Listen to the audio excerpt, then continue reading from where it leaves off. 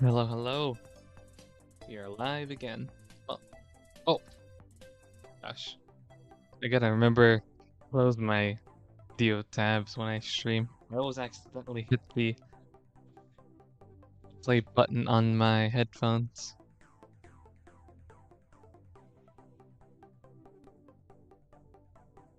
Okay. Real quick, let me just... Okay. Oop. Okay. Hello, hello again. Hope everyone is well. Unscheduled stream, but we will be finishing up Hello Girl. I think we will be anyway. I'm not sure. I think so.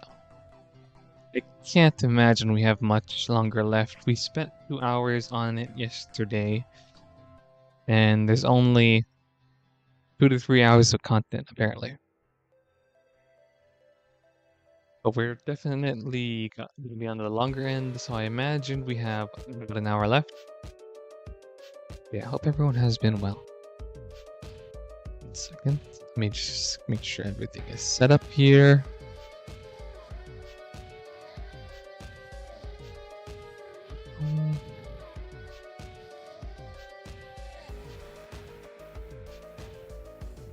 Okay. Let me pull up the game.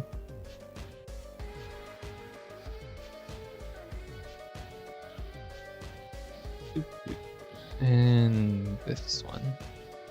This one.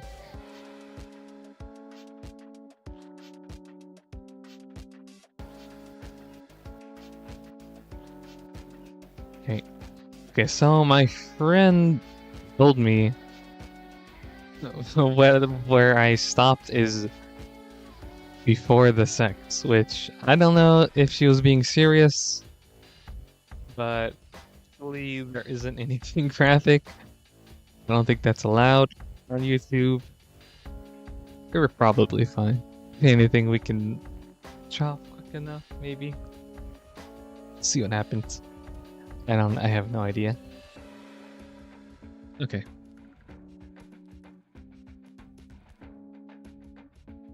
You'd be banned from YouTube for bunny girl sex. Imagine. Second, no, I guess it's my third day streaming YouTube. Okay. Game started up.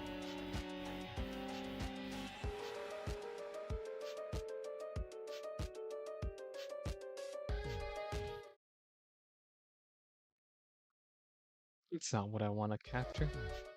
What the heck? I hate how window capture like defaults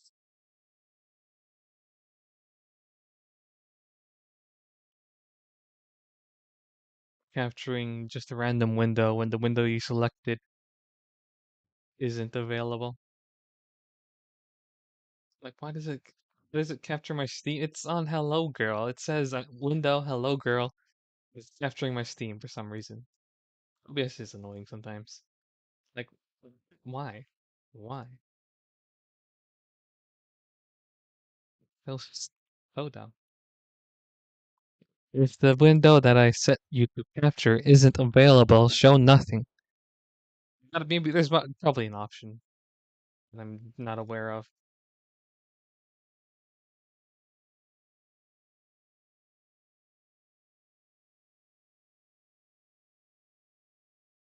There, maybe window title must match instead of match title. Otherwise, find the window of same type. Like what? What? That would be so stupid. Whatever. Anyway, unmute this stop. Make sure all the volume is okay.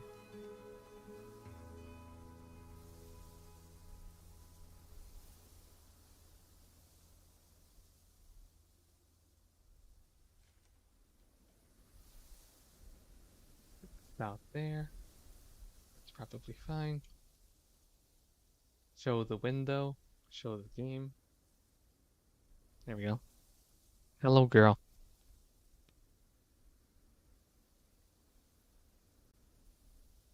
Okay, so let's see.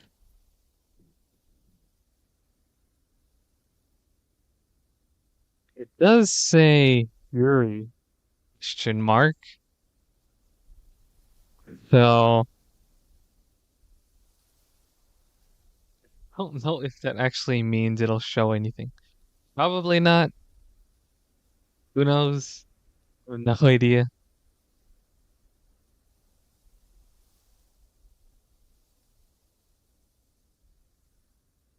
But let's see. Okay.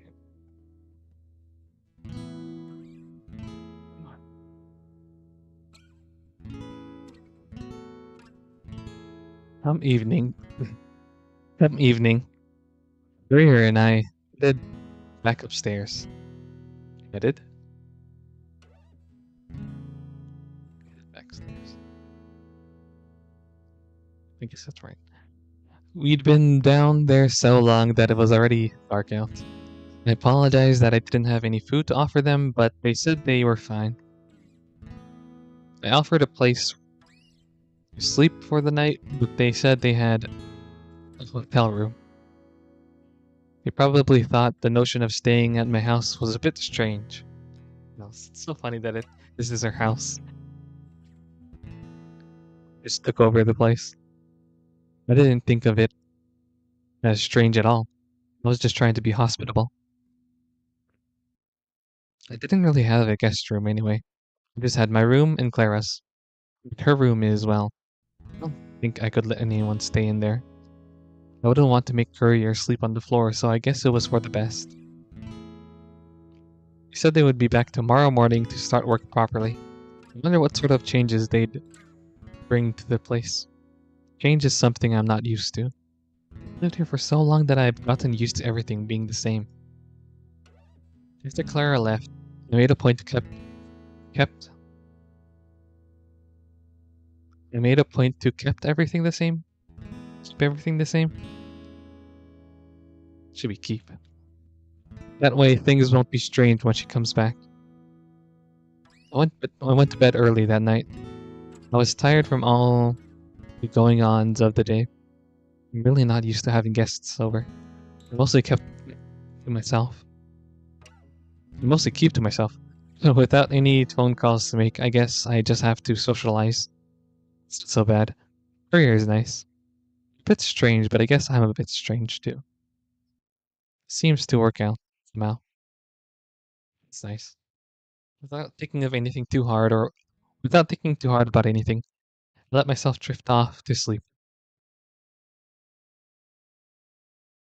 Easy, easy, easy. Dreamt of the ocean. The waves were crashing a lot against the shore.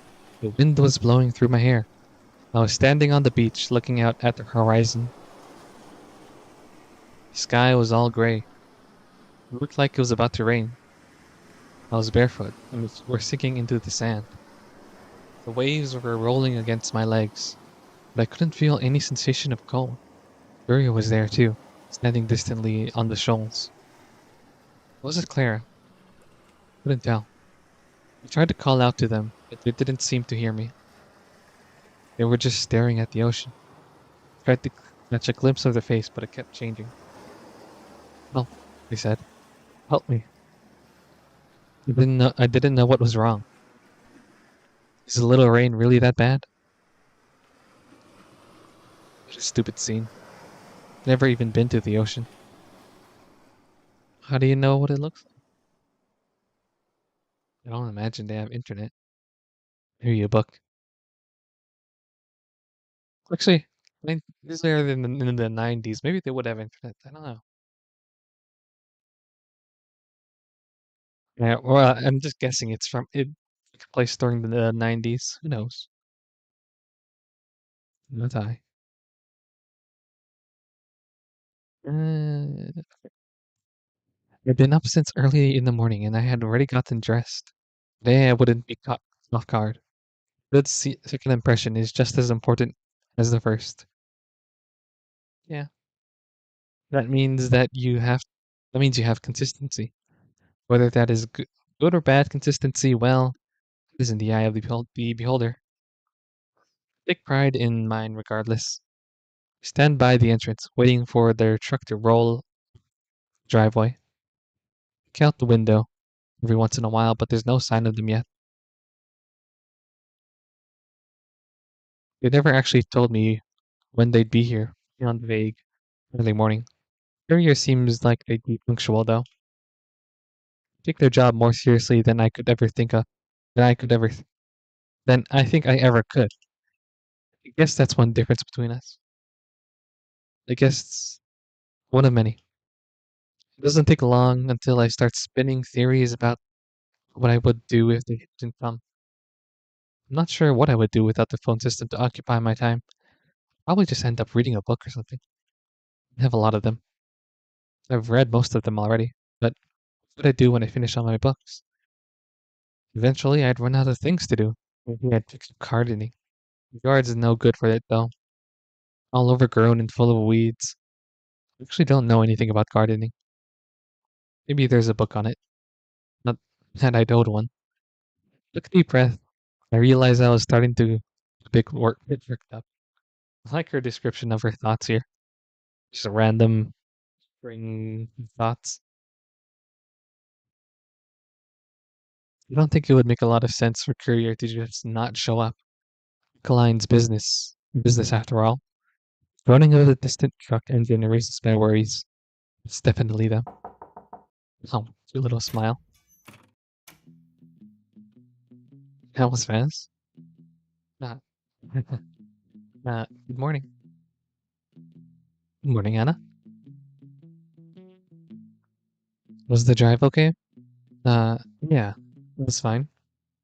Drive a lot, especially unfamiliar places. Though, this is the first time I've been to this area. It's kind of out of the way, isn't it? Yeah, it's quiet. It's quiet. Phone exchanges are usually pretty busy places. I'm surprised that this one isn't. Oh, is that bad? I'm not sure. Never been to one that wasn't. Seemed to be doing well enough for nobody to complain. I'll take that as a compliment. I don't think I would want it to be any different. I'm sympathetic. I'll try to make sure that it stays the way it is. Courier looks around the room. That leads me on to Courier pulls out a big sheet of paper on the table. Seems to be a copy of the one from yesterday, but with some additions. I've drafted up an itinerary for the repairs. Go over it with you. Before we start, would you like some coffee?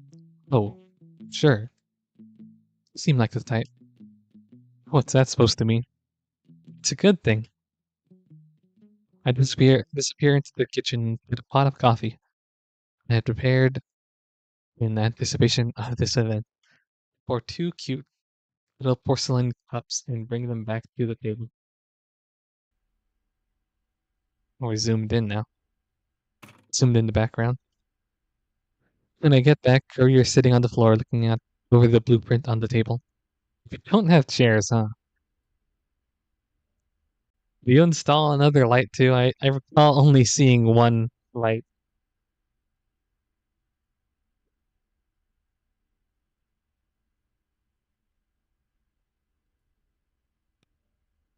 Only one light for this room.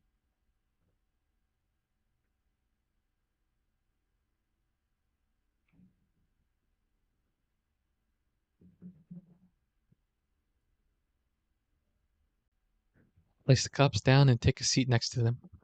Here you go. Courier takes the cups and sips almost immediately. Make a funny face. Guess it's not very good. Sorry, it's ration coffee. It's fine. But what coffee is it? I guess that's true. Take a sip of my own coffee. Make no expression. Bitter taste has become nothing but ordinary to me. No sugar? Mistake. Well, Asians have sugar. Maybe not back in the day, I guess. They were going. Courier said they were going to go over the itinerary with me. They seem to be taking their time mulling over it. Don't mind. Not in a hurry.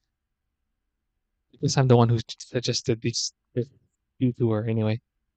So, timeline. The timeline now. I would start with the most important things first. Switches. Those are on special order. So I'll start with what I can do right now. The wiring I could do today, it's a bit of a mess from what I've seen, but it can be done. I just nod quietly. I haven't seen the permanence yet. I wanted to get a look at it yesterday, but I didn't have time. Terminus. Is that the big box outside? Yeah, it's the one. I'm surprised you know what it is. I guess. Hmm. We can take a look at that in a bit. Then there's the AW1054 and the TW44. They're big units, but they're not too complicated to wire up. They're already assembled too, so we should be able to get them up and running pretty quickly. We'll leave that for another day. You have to wait for them to be delivered anyway. That about covers it. A lot of work. Indeed. So, let's get going. Oh, first, Anna, would you mind helping me bring some stuff in? Okay, sure thing.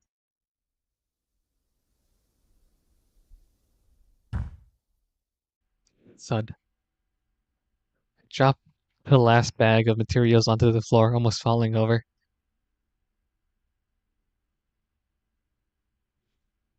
I always loved the way Meth draws expressions. Like, her face.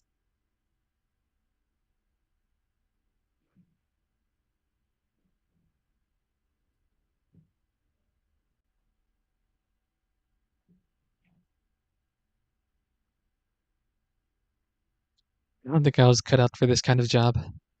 Daria carries the box and spots me hunched over and sweating. Careful not to throw your back out. Barrier smiles teasingly. Set the box down near the door to the basement. Decide to take a much needed break and lay down. Coffee table.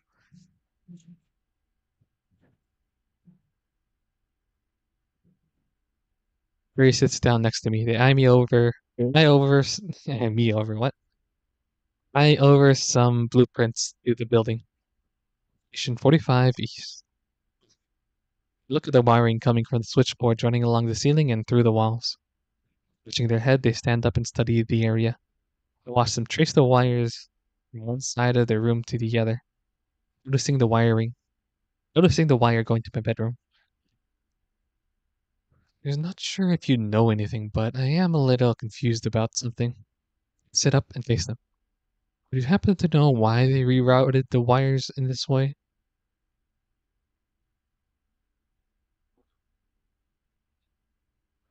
They point at the wires going from switchboard to the bedroom and more wires going from one part of the building to another. Not really. Figures. Freer strokes their chin, looking away as if for an idea. Tuck some of their hair behind their ear, and open the door to my bedroom. I hear some rattling from behind the walls as Courier starts to pull some of the cords. First time anyone else has been in my room.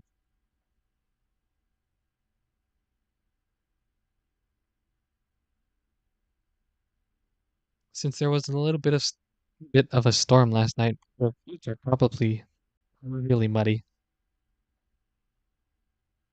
The thought of having to clean up all the mud that's probably being tracked around my room. I thought he took out his off his boots last time, or they took off their boots last time.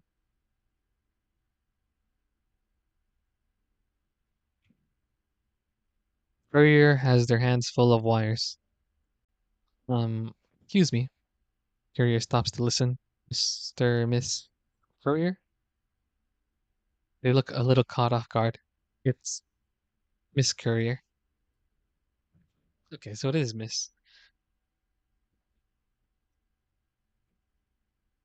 Miss Courier, can I ask you to please put your boots off before going into my bedroom?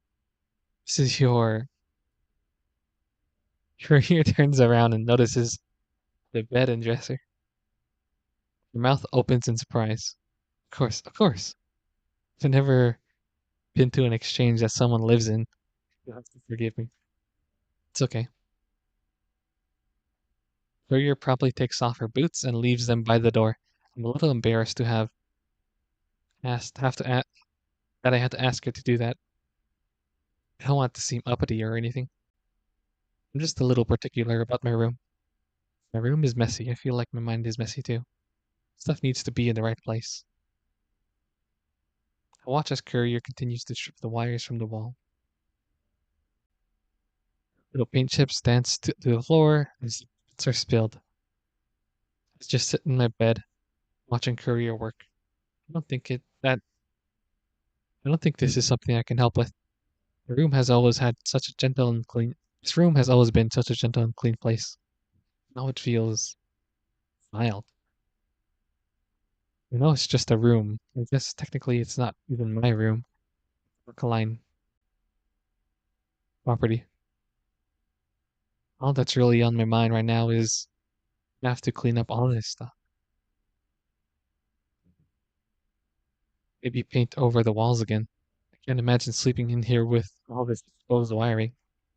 Hey, Courier, hmm? Is this necessary? What, the wiring? I've just been thinking, is this really something that needs to be done? Well, I wouldn't be doing my job otherwise, right? I mean, I guess, but I don't know. Wouldn't you just say you did it? Good. That'd be lying.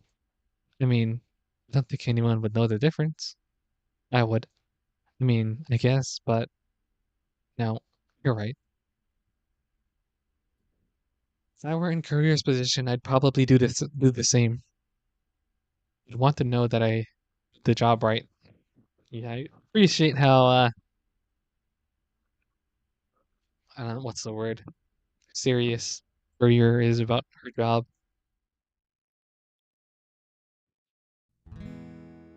Courier and I sit down at the table, and I pour us some tea. The breaks seem to be in order.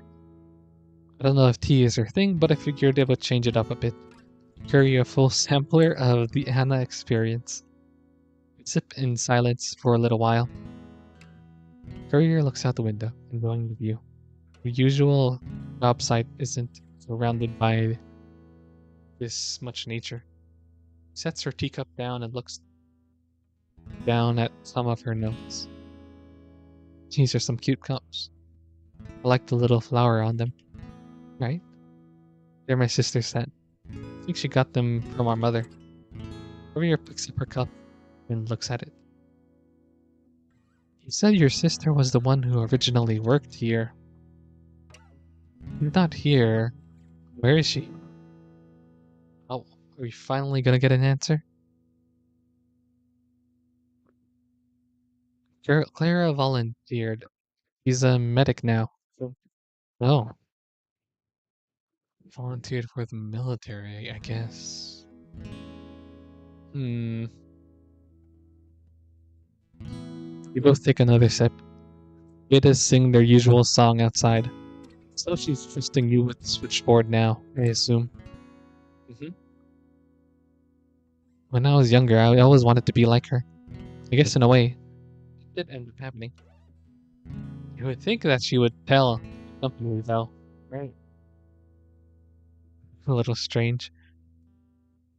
I'm just happy I'm able to help her, keeping this place running. She'll be back soon. She told me in her last letter. I'm sure she will be. Courier takes a sip of her tea. I wonder what she's thinking about.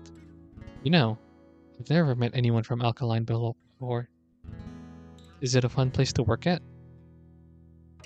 Fun? Hmm. It has its fair share of enjoyable moments, I'd say.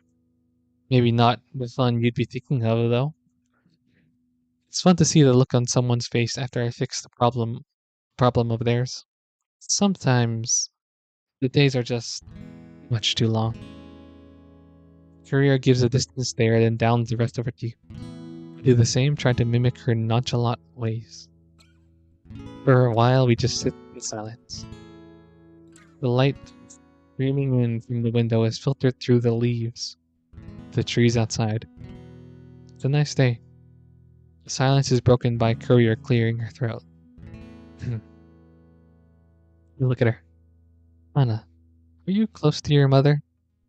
A little taken back by the sudden question. Did the documentation in the office say something about her? No, no, it's not why I'm asking. Talk about your sister a lot, but your mother, don't even mention her. What about her father? Why ask about her mother specifically? No, I don't think she's someone I think about very often. Do you think, what? Do you think I'm too young to be here on my own? Don't misunderstand. You're doing a great job. Ray looks away for a moment. Just, look it up to curiosity. Of an engineer. Well, alright. Honestly speaking, I don't know where she is. It was so long ago. Courier nods understandingly and takes another sip of tea. I think she's alive, but I don't know where she is. Me and Clara, we ran away from home when we were young. We both take another sip of tea. I'm not sure what to say. It doesn't mean a lot to me anymore. It's been this way as long as I can remember. I don't know if I'd even recognize her if I saw her. Hard to say that something I mourn, let alone something I think about with any regularity. I wonder what made Courier ask about her. Hmm.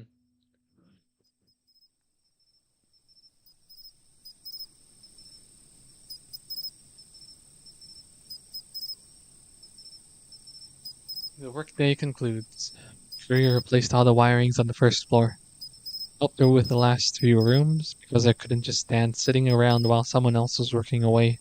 Right. Well, it wasn't much help, but I think she appreciated the company. She was a lot more talkative than I thought she would be. She's just a little slow to warm up. To be fair, Courier said her goodbyes, then took off for the night. The day isn't over yet, though. I decide it's probably a good time to head to the post office. Get to say Mallard again.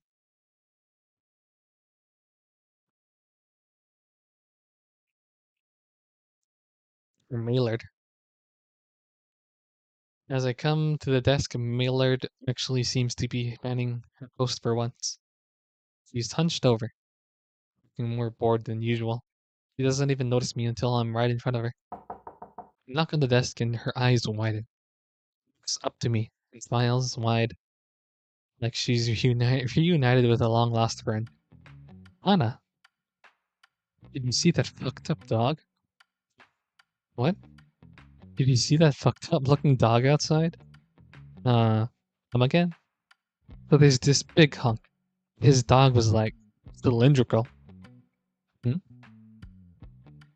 I look around, seeing no signs of a fucked up dog. Should have been here for it, man. Tried to shut that dog up, but it just would not stop barking. Get a letter. None of yours, though. Don't worry, Miss Anna. Big sis Hillard's got all of your mail.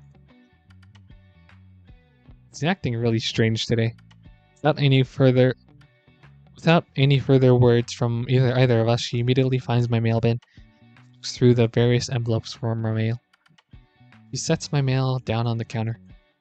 I guess she remembered my address this time. She pushes her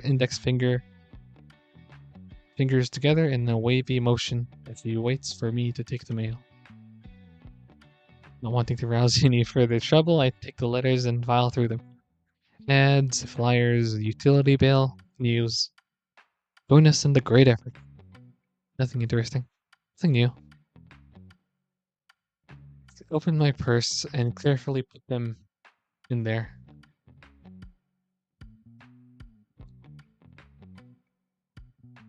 First, they go into the trash once I'm not in view of a postal worker.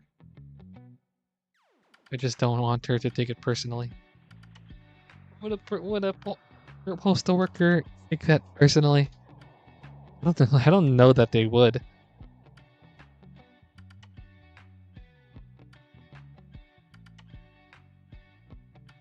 Push today's letter towards the mailer as per usual. Doesn't immediately pick it up. Anyway, Lana, how come you're always sending these letters? They're addressed to the same name. You know, you have different products too. Maybe try a postcard sometime. Mailer cracks a smile.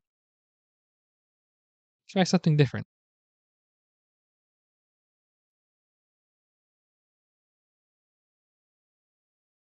Mm,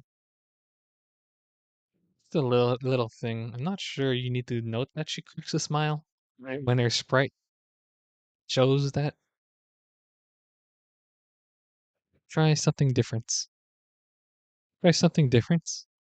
Miller picks up my envelope and makes a stance, freaking like she's holding a deadly throwing weapon. I like her little eyebrows. Boop boop boop. Thanks, miss. I'll keep that in mind. Tosses the letter to the outgoing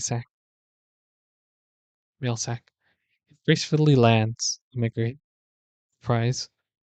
I do wish you would be more careful with my letters.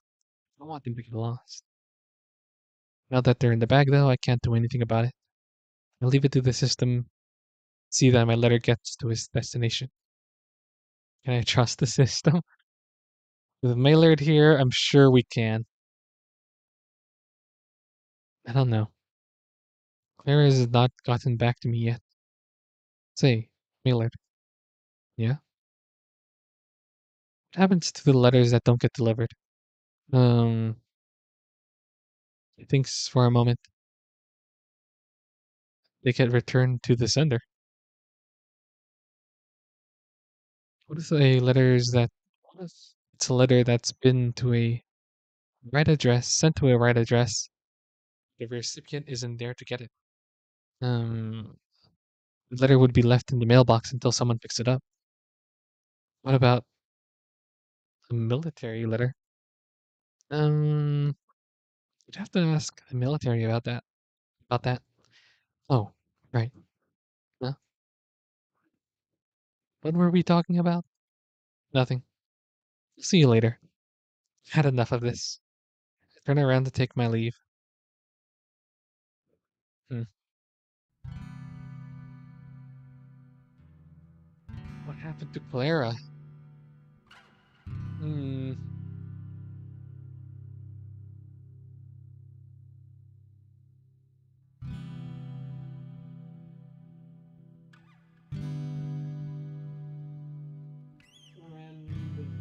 Um. Greer was asking about our mom.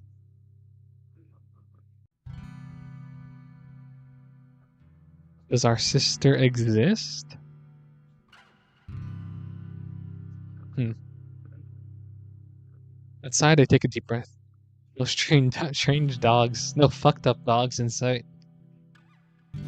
Something to be thankful for. I don't like animals very much. I sit down on my bike without feeling any immediate reason to leave.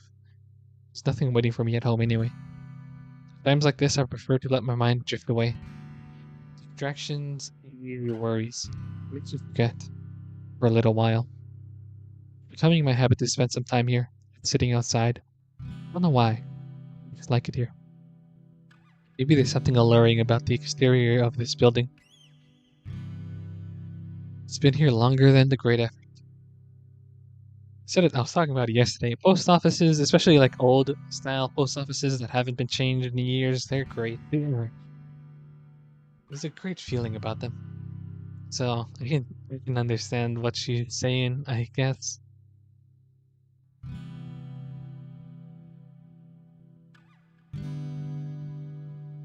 It's been here longer than the military.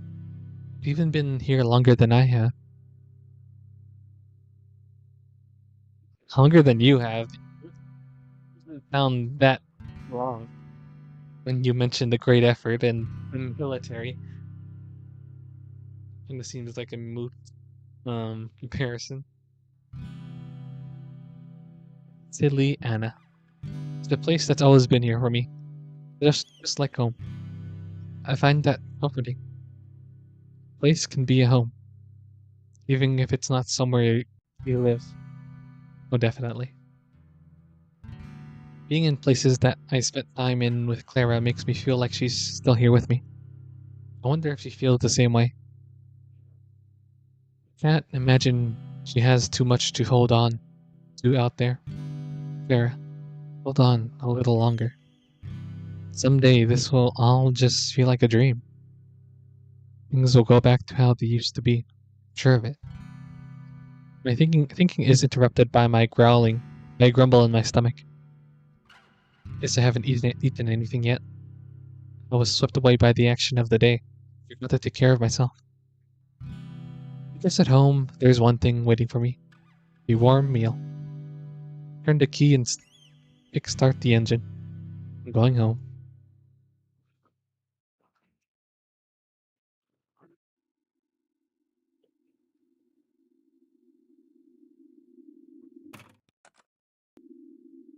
Clara and I took a long drive to the city.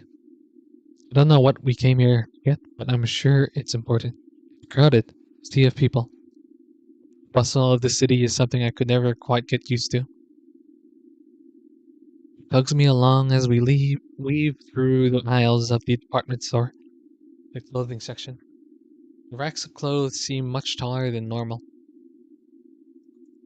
I can only see the ground and a labyrinth of coats surrounding me.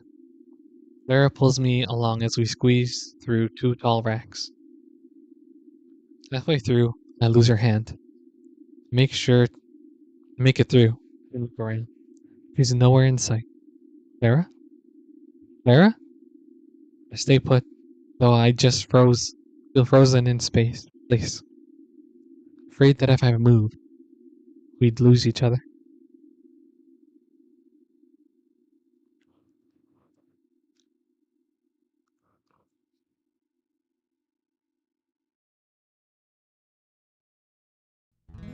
This morning, Maria helped herself inside the house. I was just in my morning gown, so I ran off Paris to get changed. I told her that I'd leave the door unlocked for her, but I ultimately forgot about the whole interaction in the morning. We found ourselves sat down on the floor on the cushions in the main room. We enjoyed our now regular morning routine, drinking coffee in silence, like this little, like their heads little ears popping out, the top of their heads peeking over. Something felt unusual or out of character about it. Maybe it was that she was starting to feel more comfortable here. Maybe it's that I was getting comfortable with her presence in my home. It's not something I should get used to. I think it's permanent, especially this. Oh,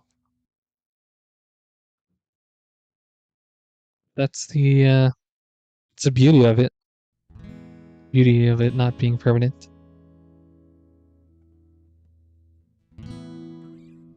I pop open a can of tuna. It would go good on a sandwich with some lettuce and tomato, maybe even some cream mixed in with the tuna. A girl can dream.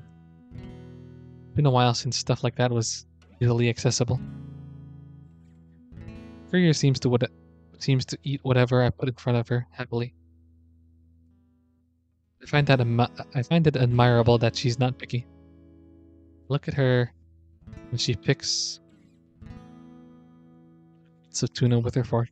I have a feeling that today is going to be a good day.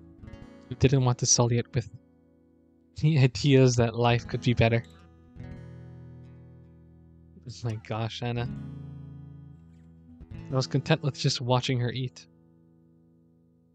I don't actually feel hungry at all. In fact, I was more full than I've felt in a long time. I was full of her company. It was dawning on me that maybe I am already getting too used to it.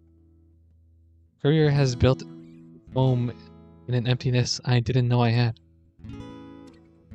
And in that half-filled emptiness, something dormant has been disturbed. I'm not sure if I like it. I'm unsure if I want it to go away. Maybe it's okay for things to just be what they are.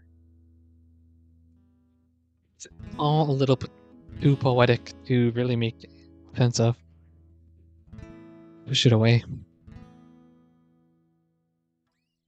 She's not even in her uniform. You. Career finishes eating, putting the tuna down, pushing it down with a big swig of coffee. I found the act quite reprehensible, but it's not my taste buds. I guess she's eager to get to work. Work. I have to go pick up a package today. It'll be a few hours. Post office isn't too far away. Wonder why it would take so long. A few hours. Ah, that's the depot. Base 8. Shorter. Base 8. You mean the military base? And it's on the other side of town. Why would you make the trip there? Or why would you make the trip here? Courier looks at me, a bit surprised at my perception. Check in with you, of course. So, two things. First, I need some help. Some lifting help. These boxes are a pain in the ass. I interject.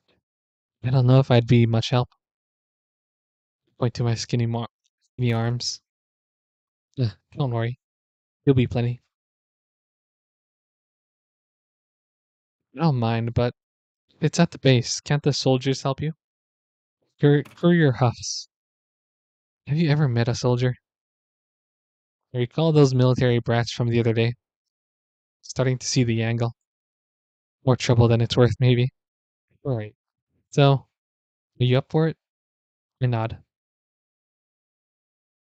Okay. Secondly, I want you to become an official employee of Alkaline. You've already been living under the guise of your own sister all this time. Obviously, the person on that ID isn't you. But what if it was? What if I work my magic right? I'll make sure that you get a proper ID. Everything. Then there will be no problems. I look at Courier. Not sure what to say. You can do that? You would do that for me? It would be pretty sad if, for some reason, Alkaline decides to just hire someone else, kick her out. So I hope so. Why? How would you go out of your way to help me? I don't know. Why should I replace Calera? My sister would come back one day. Will come back one day, and then everything will be okay. Courier nods, closing her eyes. The way she does when she needs to think about something really hard.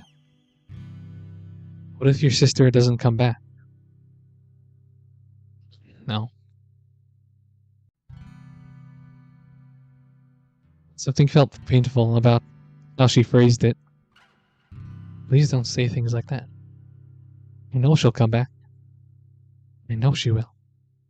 Just no. She, Clara, will come back. Once this all blows over, come back. Clara take Carrier takes a sip of her coffee, seemingly a bigger swig than usual. Give herself time to think, perhaps. Okay, but if she doesn't, I want you to have something to fall back on. Courier is really persistent about this. I know she's just trying to be kind. If that's the case, I know it's just in case. Or it's just in case. I know it's just in case. I know she'll come back. I feel unable to say anything useful as a response. You don't have to decide now, but please make your decision by the time we get there. Okay. Try and shake the resentment that I had been building up.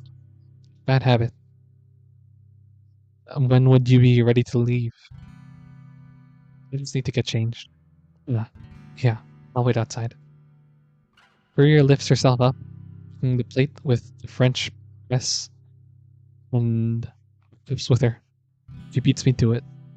You don't have to do that. Stops, smiling as she turns around. Let me do at least this. Let me at least do this. Sign. And let my agency slip away.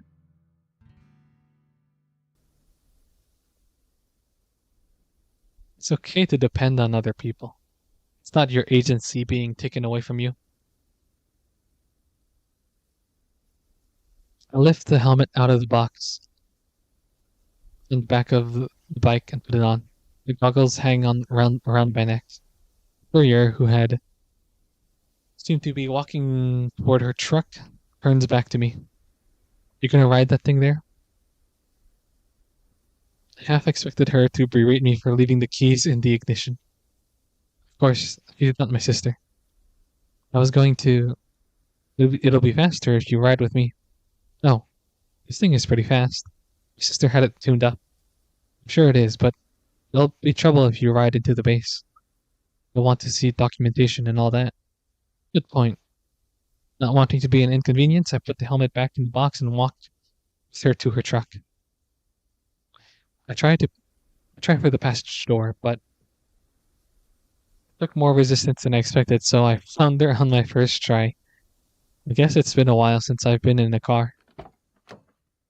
Climb in and sit down. Seat is a bit low. Triple.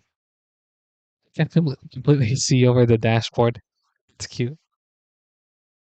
Courier gets on the other side and looks at me. She needs the booster seat. Safety first, she says, making a motion of a seatbelt being dragged across her chest. I'm not used to being in an automobile. I actually can't remember the last time I was in one. My sister never had one. Family never did either. Before all of this, we just walked to get around. This is a place that relies a bit more on these things, though. I buckle up. Courier does the same. Turn of the ignition clicks on the radio. It's playing a news broadcast. Courier turns it off. I found the action agreeable. Haha. I love this. I love them inside the car here. Cute. The sound of the engine fills the cabin. Courier to the gas pedal and the engines roar at us. We roll off. We feel the weight of the truck as we accelerate forward. It's familiar, but comfortable in a way I'm not used to. On my bike, I'm used to dealing with potholes and bumps, and the truck just glides over them. It's a lot faster too. It leaves me with a strange feeling. I won't cite you for tuning up your company bike, don't worry.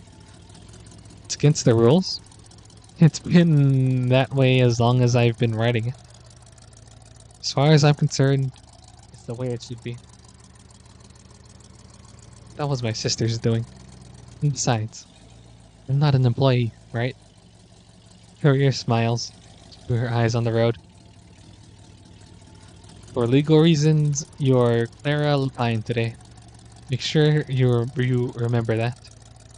I'll try, but I'm not used to lying. I doubt you'll actually have to, but just in case. I feel like my voice is still a little strained from yesterday. From the 2 hours of reading we did yesterday. I wanted to finish this the day after. Maybe I should have waited a bit.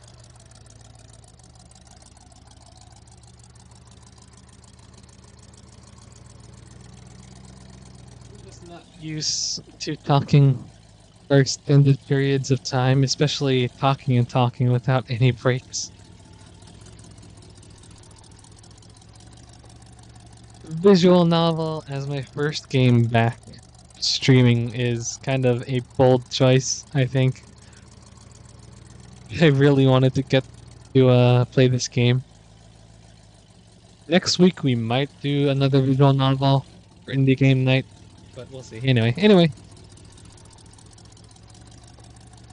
I nod to signal my understanding and the conversation drops off. We drive in silence for the rest of the way.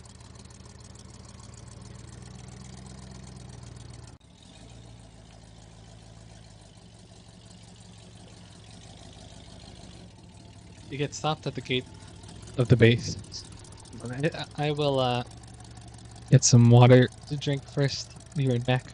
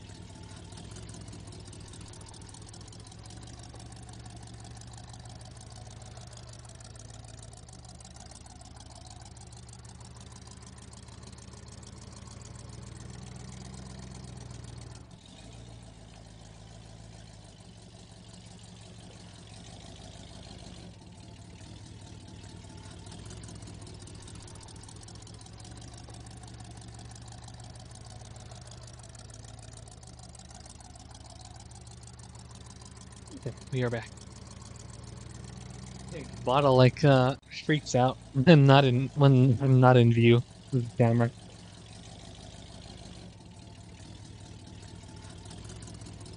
Let me make sure to drink some plenty of water first.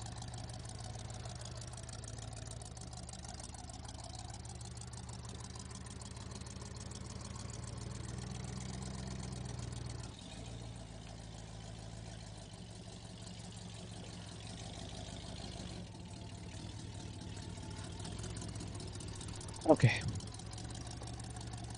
The guard steps out from their booth and walks up to the driver's side window. Courier hands a piece of paper to him, and the guard looks it over. In a few moments, he gives an affirmative nod and sends us on our way. The guard and courier seem to have done this completely non-verbally. I guess for some reason she's allowed here. They didn't even ask for Clara's ID, actually. Actually, I don't think the guard noticed I was there in the first place. We drive by several large buildings. They're all painted the same color and they all look similar. I guess the Gamma Defense Forces are big on beige. We drive a bit further in and stop at a building. There are military trucks. There's military trucks parked outside and some regular ones. A few people are milling around. I guess this is the depot. The courier parks their truck and turns the engine off. What are we picking up anyway? It's nothing special. We're replacing some of the exchange units in the basement.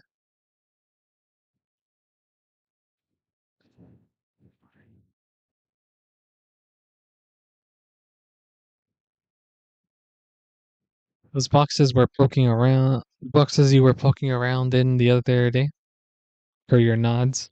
What's wrong with them? Well, some incremental improvements, but I think more than anything else, it's that they're old. What do you mean? The model is out of fabrication. Hard to find parts for them, so it's easier to just replace them when they give out. I nod silently. I guess that makes sense. I forgot to take away my "we'll be right back" message. Ugh, my voice. I wonder if it's audible. The difference. My voice feels a little worn.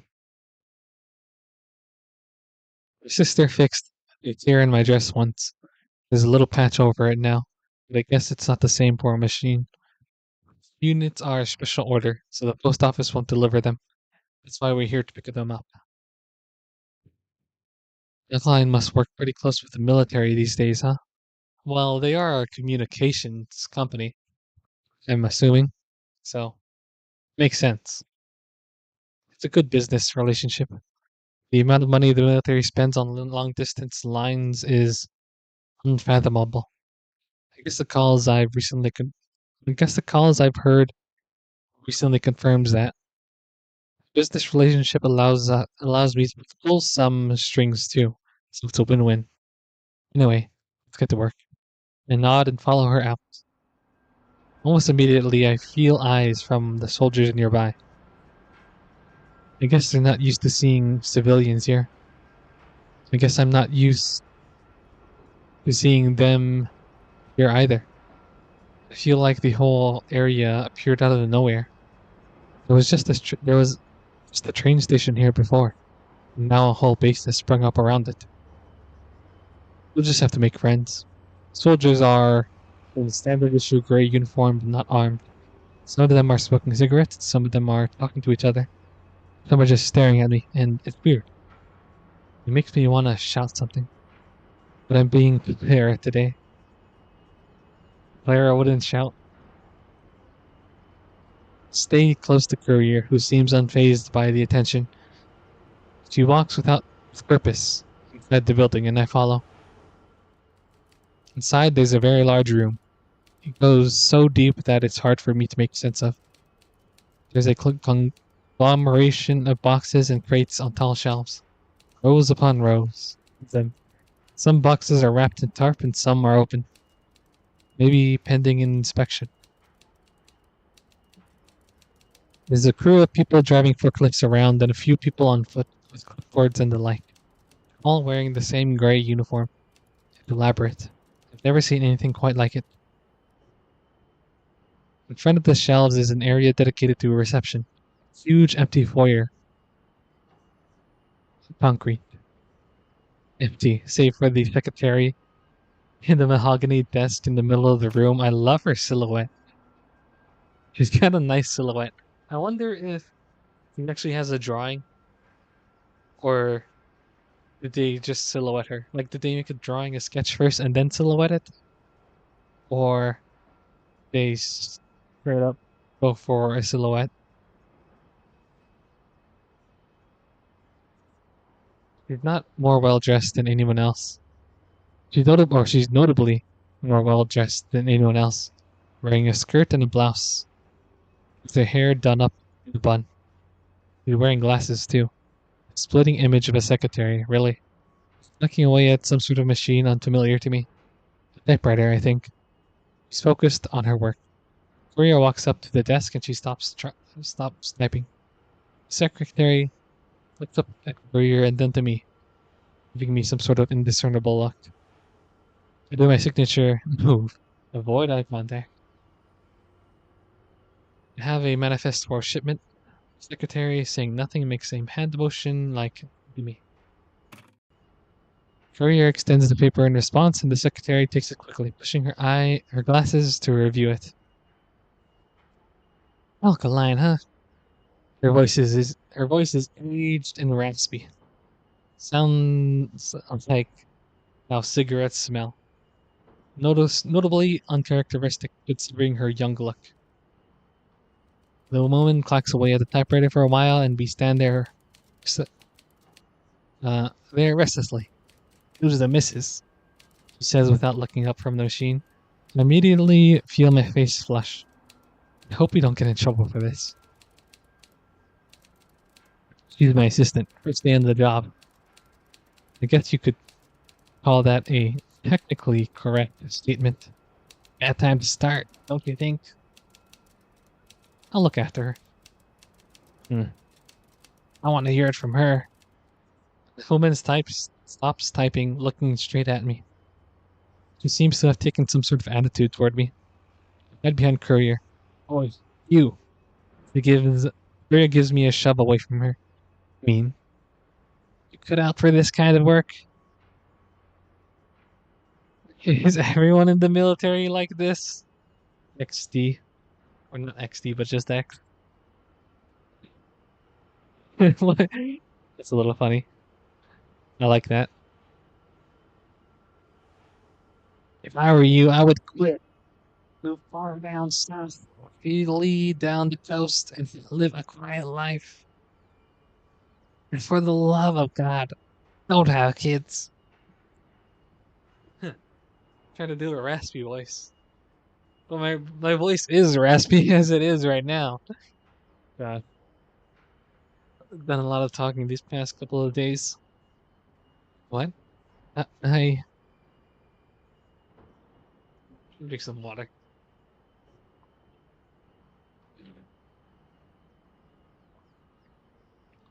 I look to Courier for escape. Courier looks at me sternly. I guess she wants me to come up with a convincing lie. Move far down south, lead to the coast. She's with the military, right? Isn't she here to protect our country? Why would she tell me to run away? I've, I've been running away for so long. I don't want to run away anymore. I just want to spend more time like this. I don't want to run away. The fact that they have a base here must mean maybe the war is kind of close. This is my home. I don't have anywhere else to be. Say what I know to be true. I don't know what else to say. Secretary looks at me, then back at Courier. I couldn't tell what she's thinking. She sighs, seeming somewhat defeated. She presses the button on the typewriter and makes a loud ding. A small parchment comes out the top of the paper machine. She tears it off and hands it to Courier. I have my guys on it. Easy, you can wait in the back break room. 30 minutes tops. Guess we got let off easy. The office lady wisps her fingers to toward two sad looking folding chairs, not far from where her desk is. I guess that's the break room. Courier says nothing and then turns around. Seems not to be headed for the break room.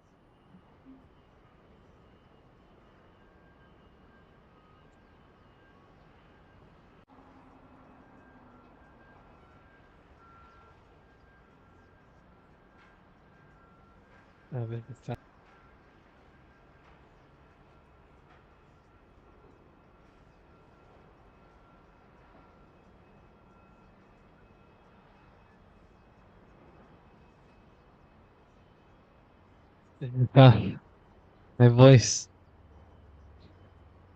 How much longer of this game do we have left? We walk out of the building, following a dirt road on the side of the building. And redundant to have two buildings. And while I'm not sure of where we're going, follow her anyway.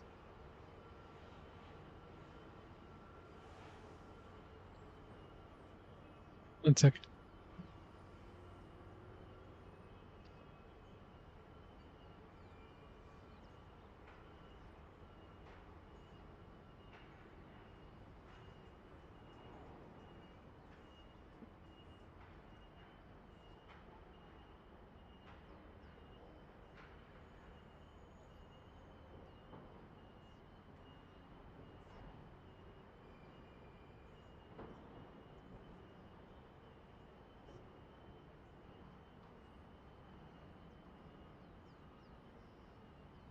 Okay.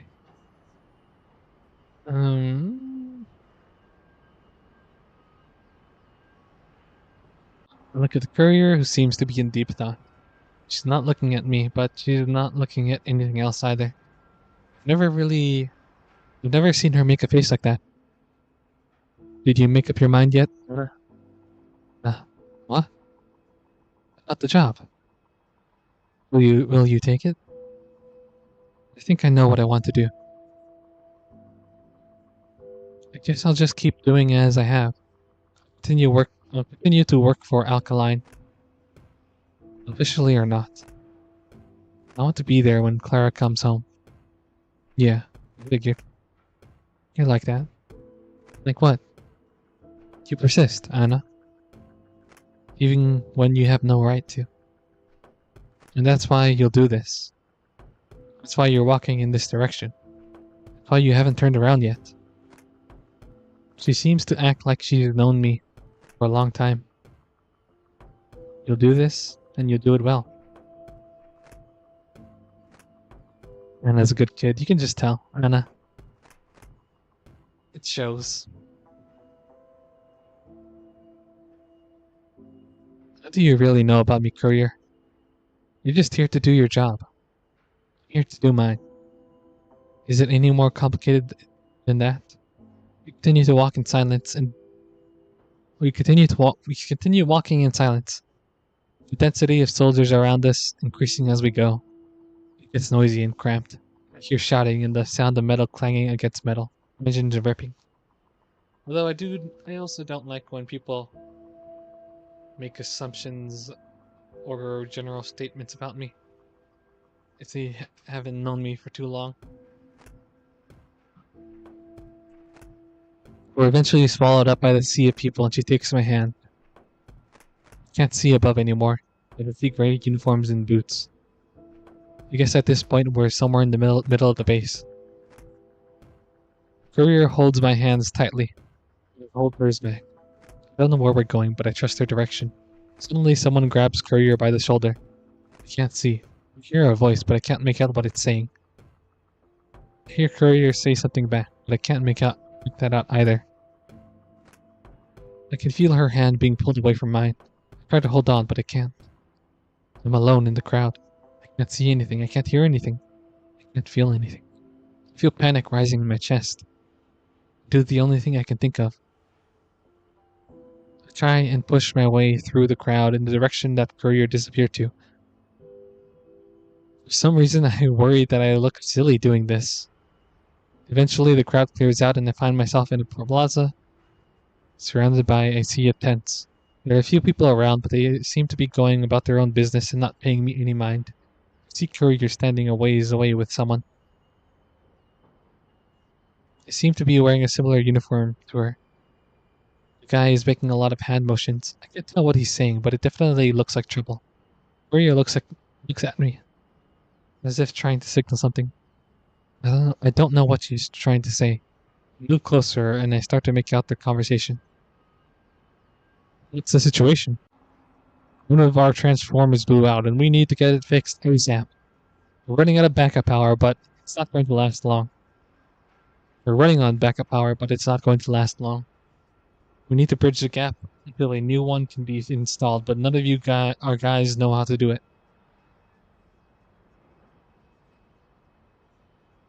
I'm really happy that you happen to be here. Timing is impeccable as always. The superior grabs Courier right by the shoulders and pulls her with him. I started to follow the two, but the guy stops me. He seems a little shocked. Don't trouble yourself, General. We'll have this fixed in no time. Stop in my tracks. General? What the heck is he talking about? Rest assured, sir. No need for concern. It's a quick fix. Courier speaks to me in a robotic tone, as if she's never met me before. I guess she wants me to play along. I'll just wait here then. Superior seems confused with my response, but doesn't seem to have time to question it. He turns around and walks off with Courier. I watch them disappear into a building. I'm left alone in the plaza with nothing to do but wait. Ugh, ugh, alone. I look around. At the center of the plaza is a big statue, which seems to have been constructed somewhat haphazardly. It's a monument of what I presume to be a war hero. I don't know who, though. I guess history was never something I was very interested in. I sit down at the base of the statue, twiddling my thumbs. And as a few minutes pass, and I wobble side to side, anxiously. I hope Courier comes back to save me soon. A group of soldiers emerge from down a path, and I hide my body behind the statue. I hear them talking, and I peek around the statue to see what they're doing. They're all wearing standard issue uniform. They're armed. No voice.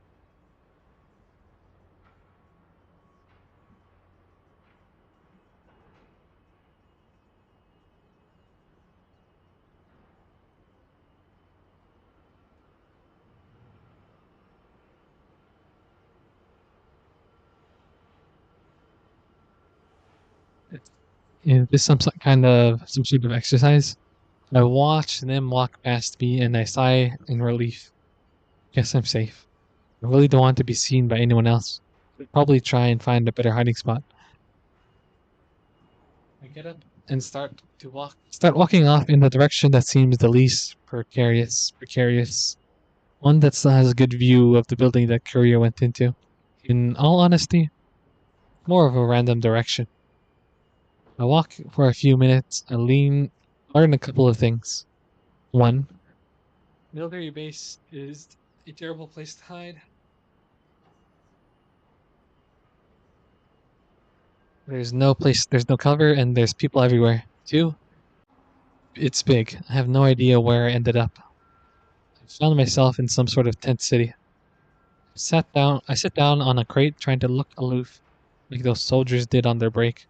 I kind of get into it, and I start to daydream about being a soldier. I imagine myself in a uniform with a rifle and a helmet.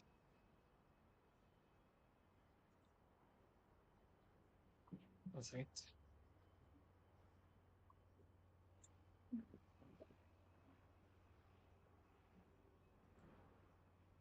I imagine myself being a hero and saving the day. Flip pops when I hear a voice call out. You! The haze of my new life as a soldier is taken away, and in its place a rifle pointed toward me. What are you doing here? There better be a goddamn good reason.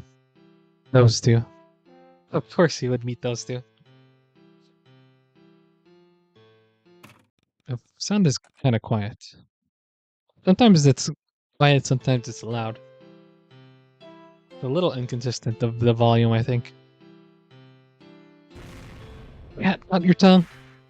You're acting super suspicious, you know that? Super duper suspicious. You a spy or something? I can't think of a better explanation. They up at me with their rifles a little more with each exchange, making me almost fall off the crate. Seem somewhat out of sync in their routine of questioning me. It's a terrible place to run into them. I was sent here. Both girls raised their eyebrows at this. I'm here with an Alkaline Corp service representative. He's getting a part for me. Toward Alkaline building in the distance. It's not really a lie. You with the phone company? She seems to take an accusatory tone. I am. The one girl stops pointing her gun at me, even going as far as to put it on her shoulder. I guess I'm not a threat. Well, see why they didn't choose you. What do they?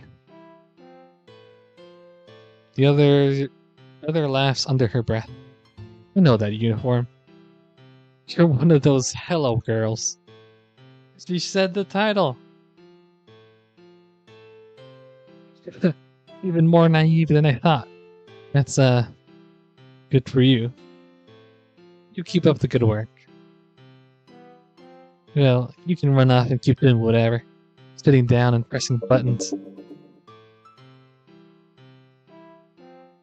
We'll just be here, you know, in the country hours.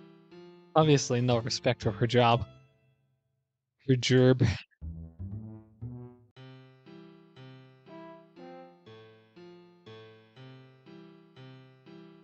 I noticed something strange about one of them. Can I ask, what happened to your helmet? I seem to have caught them off guard with that.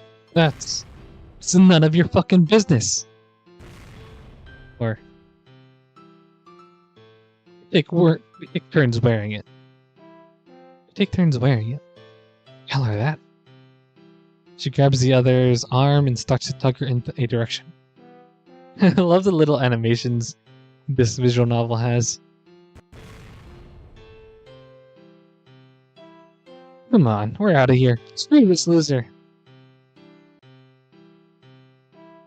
Take turns.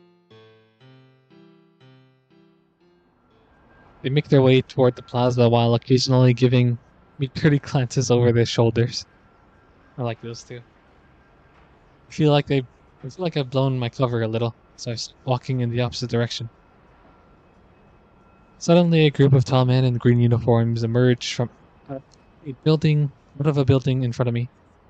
They're all wearing a lot of medals and are speaking loudly to each other. One of the men steps up to me quickly. He calls out to me, speaking in a deep voice. So there you are. We've been looking all over for you. If I knew we were looking for a woman, I would have told the grunts to look a bit closer to the ground. He cracks a smirk at me. The rest of the group heartedly laughs in a very unpleasant manner. I'm not sure if I should run or play along. Come on, we're about to begin. He grabs me by the shoulder, taking me along to the greater group. We pass by the twins with their mouths hanging open in pure shock. But that's not. What do they think I am? Who do they think I am?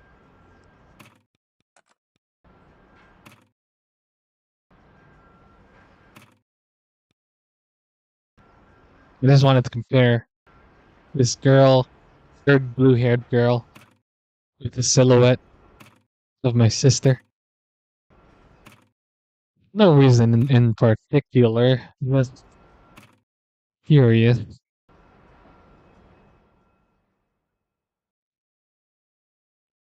We disappear into.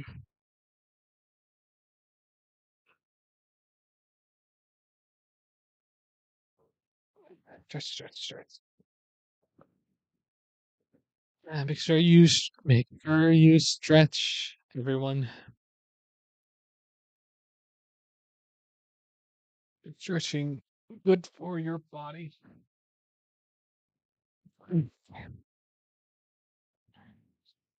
We disappear into a tent, and everyone sits down at a table. I'm not sure what I'm supposed to be doing, so I just follow along and take a seat as well. Everyone opens up their briefcase and pulls out a bunch of papers and folders. One on my left is a big burly guy. He lights a cigar and starts to read through a stack of papers. They're all stamped with red ink that says classified. Whoa. I think we're in over our head here. The one on my right rolls out an array of Polaroids. I can't tell what I'm looking at. Looks like a bunch of flesh. Nothing looks right about it at all. I'm not really supposed to be here. A man takes a stand, moving in front of a big whiteboard. He's wearing a fancy uniform and has a lot of medals on his chest. He opens his mouth. Alright, everyone, let's get started. General, good to have you here. I'm Colonel Harris of the 3rd Signal Intelligence Brigade. General, what? Why do they keep calling me General?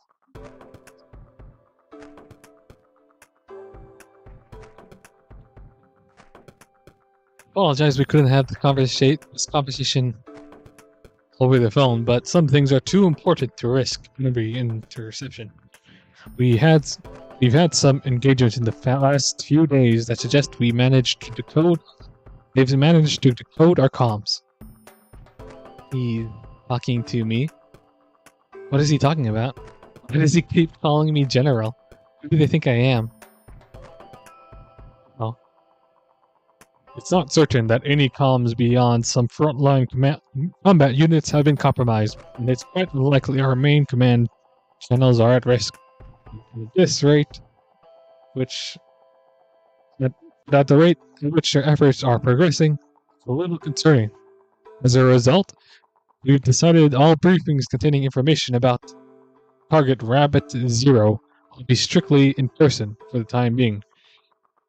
We appreciate you taking the time to fly out here. Did he say the enemy is tapping our phones? I feel more confused and uneasy about each passing moment. I don't think I should be here. I begin to worry what will happen when they find out who I really am.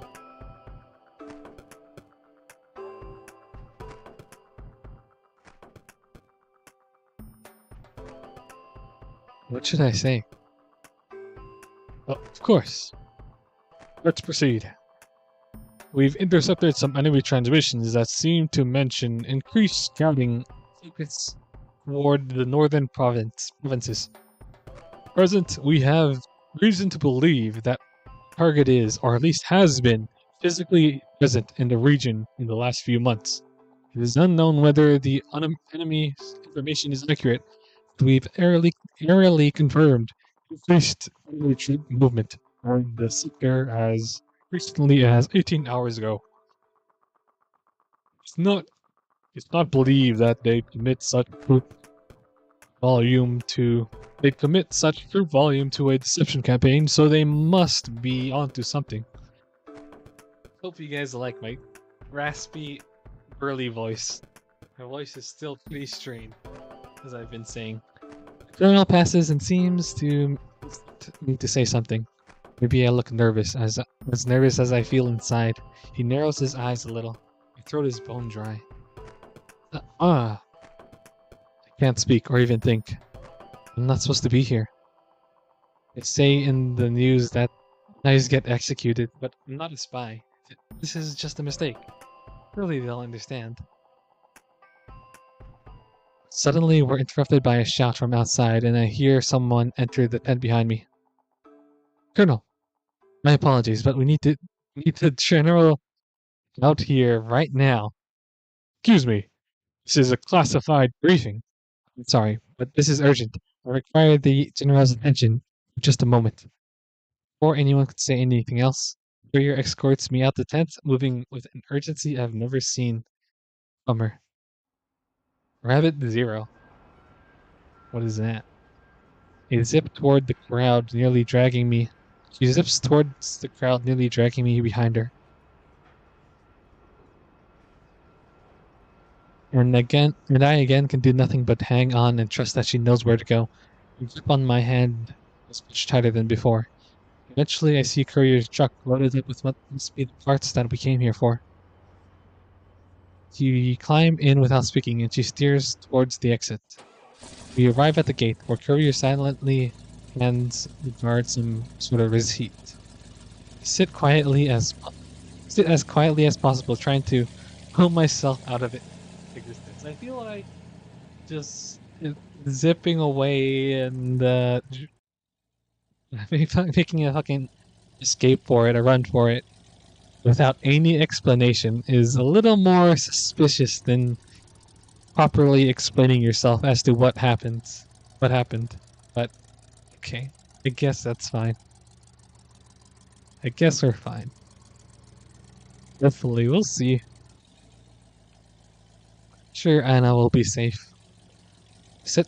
The guard walks back toward the bed of the truck and briefly looks over the cargo. After a moment, he hands the receipt back to the courier, letting us go with a nod. As we finally make it outside the base's perimeter, I let out a slow, deep exhale.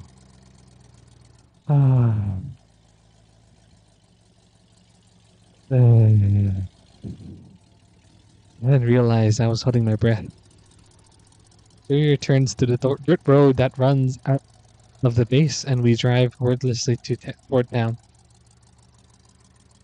There's a light breeze today, and the plains shimmer in the glow of the afternoon sun. Normally, I love this sort of view, but today I can't bring myself to enjoy the scene. Courier had been periodically glancing at the rearview mirror. She seems inordinately tense. I wonder if she's worried about being followed. After a few minutes, Courier breaks the silence. Anna, it's you too.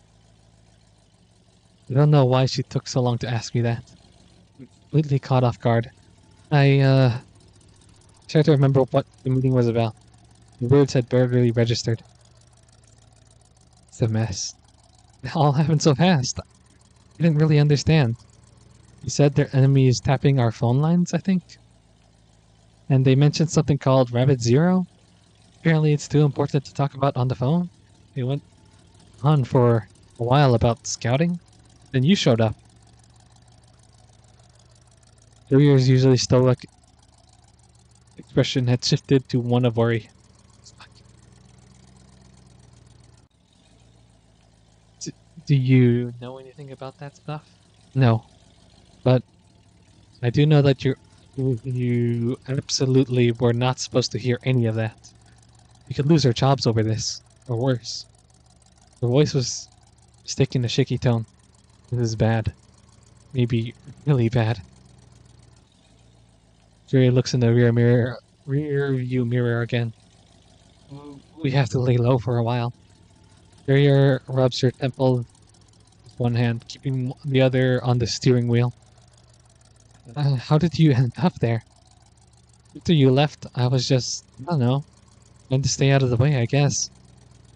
I ran into these military brats, and then those officers showed up out of nowhere. Before I even knew what was happening, they took me into that tent.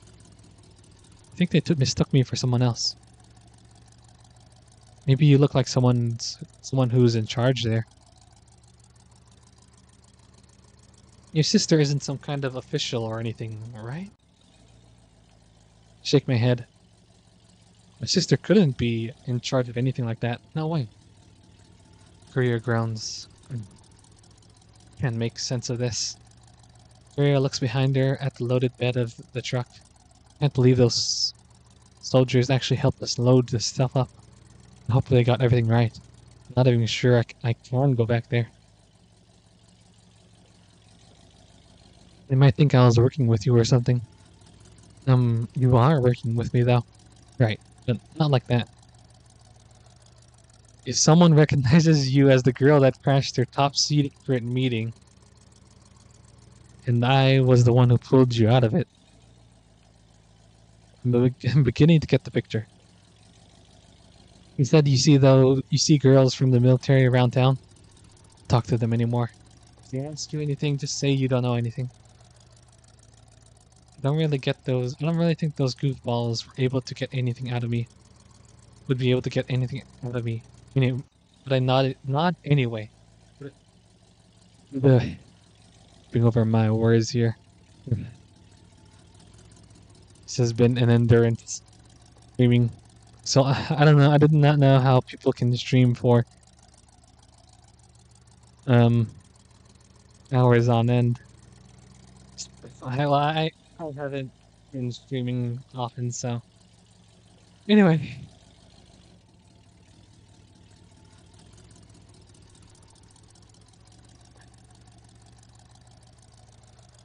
it's just tough with a visual novel because you do a lot of talking.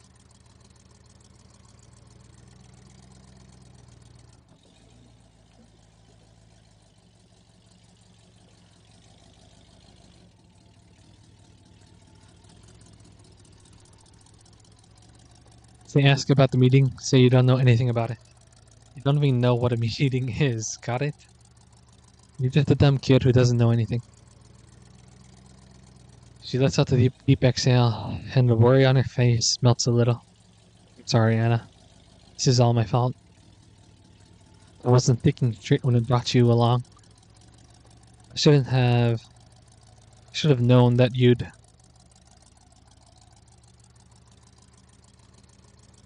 Courier trails off. I can see her expression shift as if discarding the thought. For a moment, we drive in silence. I didn't have time to get a look into that ID yet. Now I'm not sure if it's a good idea. It's our ace here. They don't know who you are. As far as they know, you're nameless and faceless. It's good. You don't even work for Alkaline. Yes. You have to keep it that way. Maybe in a few days they'll just have forgotten about this. Courier smiled really, Riley. I never knew how to pronounce that. Is it really, Riley? Really?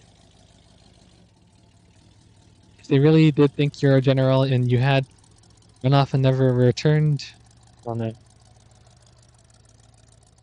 Once they realize you weren't who they thought you were, doubt they'll forget about it. They might be looking for you. I'm sorry. I don't need to scare you.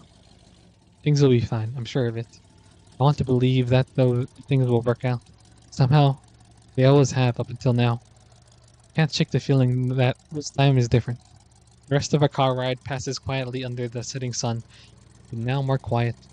Now the quiet is more tired instead of tense. The events of the day have taken a toll on both of us. When we get home, it's nearly dark.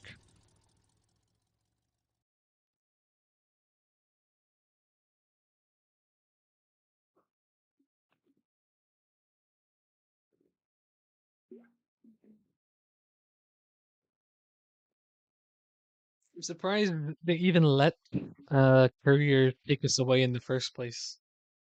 It's like such a big top secret meeting. You would think they would stop us, stop Courier. But I guess the confidence is everything. She probably acted confident enough at the time to convince them, but still, you would think you would think he would have put up more effort to stop Courier from taking away the supposed general from such an important meeting. Still, I think explaining it would have been better, but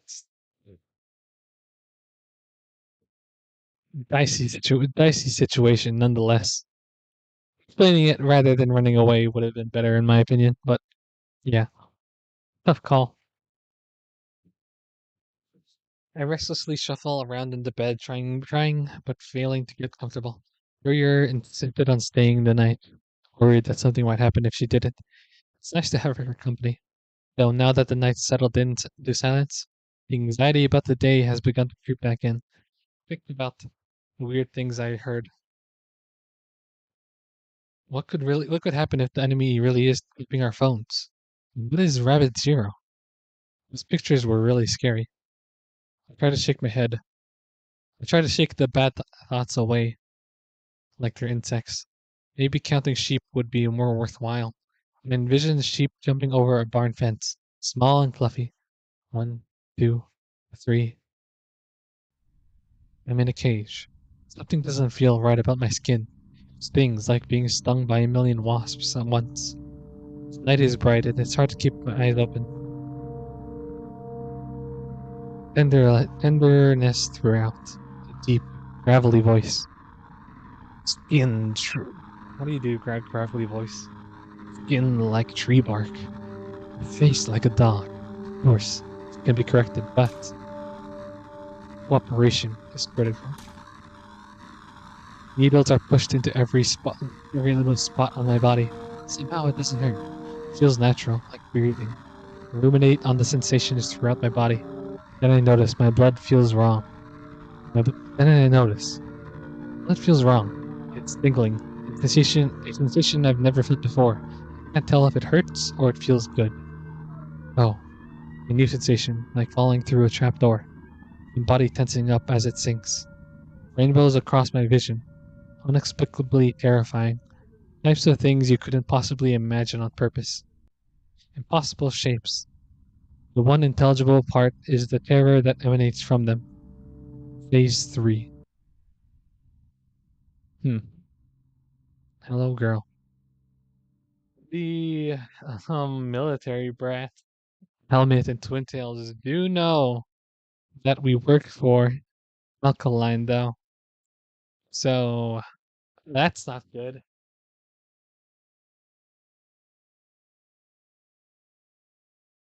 Set the teacups down on the table.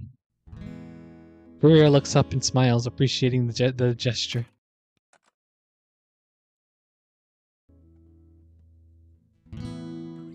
After what happened yesterday, I feel it's right to treat ourselves a little today. How long is this game, I wonder? We have spent 3 hours, almost 2, on this game. Almost 4, I mean. Even though the description says 2 to 3 hours. But we are reading everything out, so our pace is slower than average. So I'm assuming we have maybe an hour at most left, which would be a lot. My voice is kind of. My friend did tell me that this was just more like chapter one, so I don't imagine this game will have an ending per se.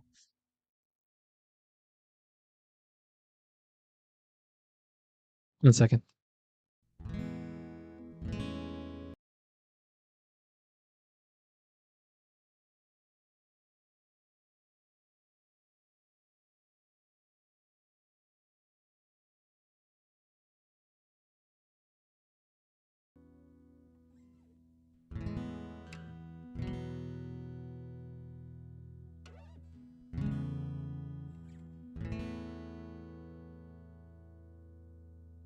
Okay, I guess we also are like a slow reader too, so we're taking our time with this for sure. Um, we arrived at the conclusion that it's best to keep doing our jobs as usual to avoid rising suspicion. If we went close for a few days, it would only make things worse. Playing it cool is the best way to go about this. I still think explaining it would have been the best way, but this is the best of the current situation for sure.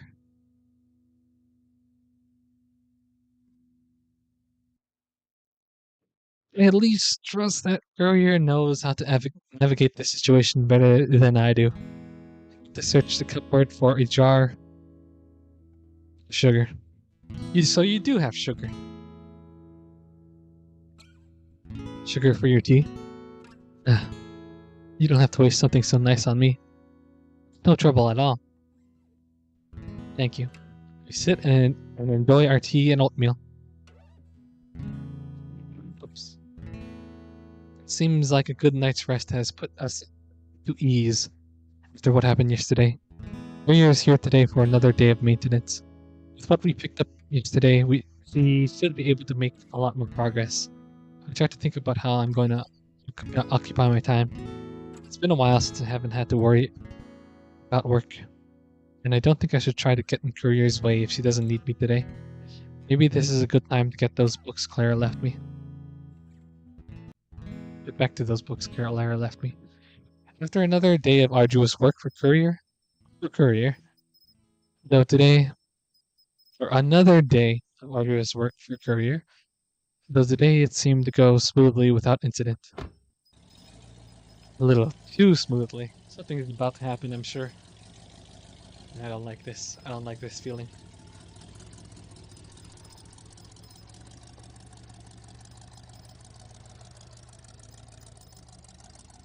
Courier pulls her truck door shut and starts the engine. Sound cutting through the crickets. After a few moments, the truck begins to rumble away into the night. I consider waving goodbye as them around, but by the time I decide, it's too late. Oh well. Alone in the dark, quiet of the switchboard room.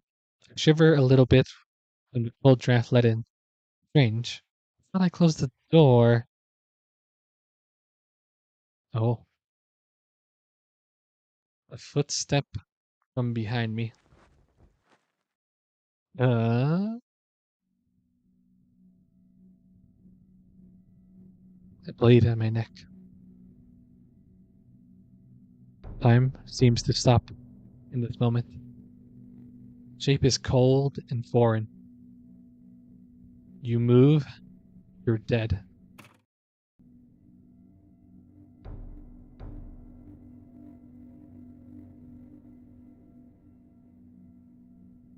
Completely frozen in place, my arms stay firmly to my sides with hands outward. Catch a whiff of sweat and blood, but I know it's not mine. Is this the blue-haired girl? I try to say something. Anything. Nothing comes out. Hands begin to shake, and my mind races to a million different conclusions. Got it? A voice I don't recognize. High and withdrawn. Yes. I finally manage a word. Pale hands in front of me tighten their grip, sending chills down my spine. What did they tell you yesterday? What? In the tent. The barracks. What did the generals tell you? My breathing becomes shakier as my confusion grows. I don't. It just. Suddenly words lose all their meaning. Absent. Worthless things. Stop looking around. The left arm of the bladed girl wrenches on my shoulder, pulling it back, forcing me to find my balance. The flat of the blade dances along my skin through the struggle, sending shockwaves throughout my nerves. My eyes dart back and forth in panic, looking for any semblance of meaning behind all this. Oh no! Oh no! You better give me something right now. What does she want from me? I've never done anything to hurt anyone else. My face begins to flood with warmth and pressure, tears making their way to surface. I don't deserve to die here. Please. Through my stammering and sobbing, my voice just barely makes it through. There's a pause from the bladed girl. Make a position. What? I gasp for air. I feel almost as if I've just narrowly avoided drowning. Silence. With only the sound of tears Keeping the floor. I notice the gray uniform of the girl. Military. I'm not military. In one swift action, the girl moves the blade away from my neck and shoves me to the floor. After wiping my face with my sleeve, I take a look at her. It is. It's the quiet girl from the patrol I ran into the other day. What happened to her? Oh my gosh. Why is she here?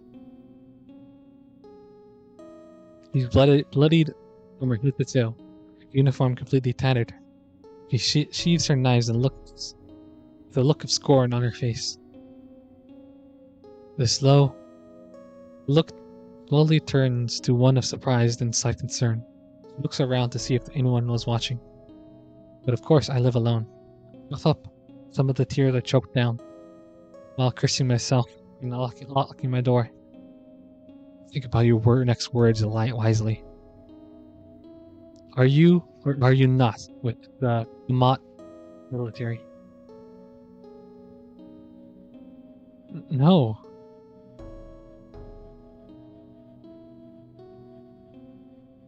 I'm just a telephone operator for Alkaline. Her eyes widen. If that's true, why were you in that tent yesterday? Oh no, they dragged me over there. She looks puzzled. I think they thought I was someone else. What did they tell you? Can't remember. It was a lot. Letters and numbers and names. She lowers her head and scratches her neck. I have a feeling it isn't what she planned for. I gather myself to stand back up. Her presence seems to lessen now that I level with her. While I should be more scared in this moment, I feel surprisingly intact. On the other hand, she looks entirely lost. She's probably betting a lot on this. By the looks of her. Hopefully this is all just a misunderstanding. She paces around the room for a minute and then looks down at her hands. They're covered in dried blood. Someone else's, I assume. A whole mix of emotion seems to be running through her. I can see her thoughts racing as she paces the room, looking down and up and down the room, at switchboards, at me. I get a good look at her face. Her long blue eyes. Hair is covering one of her eyes, which seems to be dripping with blood. Can you tell me what's going on? She stops her pacing and looks at me. I feel I ticked her off. She opens her mouth as if there's something, some words to throw at me, but it says nothing. This is her fist and then unclench and retreat. Dead. I'm a dead man. They're going to find me and they're going to kill me. You weren't sent here to get me? You wanted to know what's going on. She grits her teeth and then kicks over a box of food stuff and sits on the floor. Covers her face in hands and groans some swear words. I step close to her. Are you okay? You look pretty hurt. You're bleeding a lot. The girl stops. She touches her eyes and looks down at the blood in her hands. Before I could say anything, she suddenly gets to her feet and runs out the door. It wasn't easy to sleep after what happened. I get a chill thinking about the look I saw in the girl's eyes. You can only imagine what she went through she went through to do what she did to me. I feel like I should be angrier at her, but the feeling doesn't come. Well, she didn't hurt you, so that helps. And obviously, through the silly misunderstanding, she has gotten really hurt. So I don't think I would feel angry either, to be honest.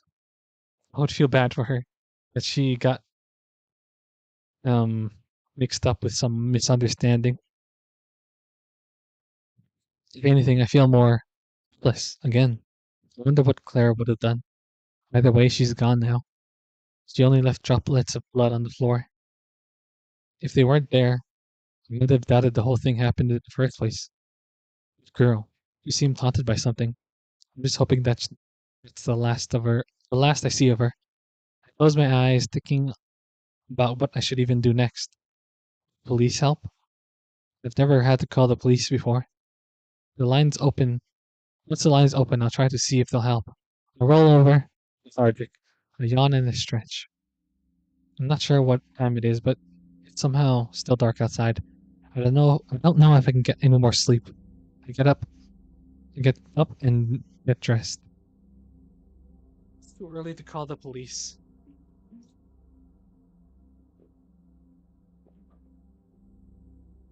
Aren't the lines still being fixed? I guess I'll go for a walk. Start to walk down the road toward the town. The sun is starting to rise. It's strange. I can feel the sun's warmth. To think of it, I can't feel the sun's warmth. To think of it, I can't feel anything else either. The post office. I wonder if Maillard is in yet. The doors seem to be open. Nobody is here. Not even Maillard. I even make a point to check under the desk where she could normally be found slacking off. Maybe I can just... I reach over the counter and kick off my feet. I squeeze my way through the till and into the back room, and I land on my feet. Of course she's not here. Too early. She's probably still at home, getting her beauty sleep. Why would the post office be unlocked? I don't know why I'm not doing the same. I don't even know why I'm here. I don't know what I expected to find here. I was just trying to go on a walk. Right now, I really would like to talk to someone. Anyone would do. If they don't want to be alone right now. The phone. I didn't know there was a phone here. Probably shouldn't pick it up. I would get in trouble. Maybe it's important. Maybe Maillard is calling in sick. I don't know. Phone call might be for me. Pick up the receiver. Hello? Hello? If you're not going to say something, I'll just hang up. This is. There's nothing in this universe that is scarier than change. That we must be desired, that we must be seen. Is something I've never asked for. If I could have instead been all alone all of this time, if I could have been born in a world where I was the only one, then there wouldn't have been any problems. There wouldn't have been any pain. If I never looked on the TV, would have never have desired to be something great. But that's impossible. You can't go your life without meeting anyone. In fact, the fact that you were conceived in the first place was a feat of two people's connections. Your dirty, disgusting love. By being in proximity of the others, we hold the power to use you. All your mother wanted was your happiness. All your father wanted was your success. All your friends wanted was your company.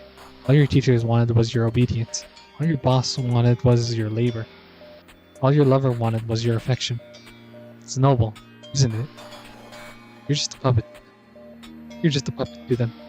A doll that could be squeezed for their happiness. Most don't even realize that they're excising it on you. And you don't even realize it either. Are you okay with that? Everything moves by itself. Nobody is in control of anything. This is true. This is the true nature of the world. That's why everything must be destroyed. I never wanted it to be changed, but yet I still fell on the same curse as everyone else. One where you want to be loved. You want to be desired. To allow yourself to change. I never took any wrong steps, but everything still ended up wrong. Clearly, this was the only path I could have taken. I never wanted to hurt anyone, but I still ended up hurting so many people. Do you account for this? Is wanting to be loved something that is not permitted for me? Is it a curse to want to be desired by people? Is it a curse that I have to play this wicked role, all just for a fleeting chance of being seen? Do the rules dictate that I must be a monster? I think you may have the wrong number. I don't know who you are, but I don't think I'm the person you're looking for. But if you really want my opinion, I think being loved isn't something so complicated. You don't understand me at all.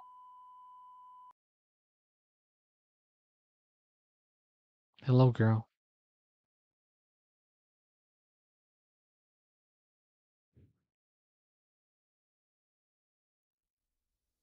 Hmm. Was it a dream? I rubbed my eyes open. I'm back in my room. I feel like that was a conversation between two sides of Anna. It's light out now. What a strange dream. I sit up, then I see it. Sitting in the corner. Okay, gosh, is she gonna stay with us? Is she in hiding with us now? What are you doing here? Hugging her knees, bayonet in one. How did we not lock our door again? Same girl. Scream and backpedal toward the wall of my bed. What? What? What is she doing here? She's keeping her eyes trained on me, unfazed by my reaction. If you at a complete loss of thoughts, the words come out of my mouth automatically. Her eyes study me all over, but she doesn't move an inch. The look on her face is one of quiet, calculated concentration. We stare at each other for a while. The panic begins to fade the more I look at her. Hard to see. It was hard to see last night, but I now realize that she's only about my size, maybe a little bit smaller. I wonder what she's here for. Why are you here? She breaks the gaze. She breaks her gaze and adjusts her grips on the bayonet. To be an eye on you. I just don't understand.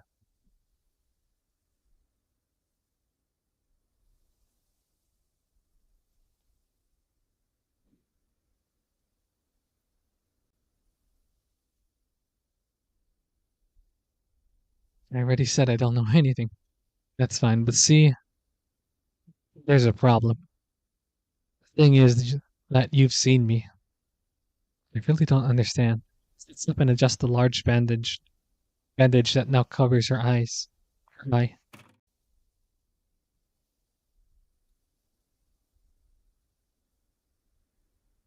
She then sheathes her bayonet and walks out of my room. This isn't still a dream, right? I'm feeling immediately threatened by her anymore. I get out of the bed and start to change. Halfway through my putting on my dress, I hear stopping in the other room.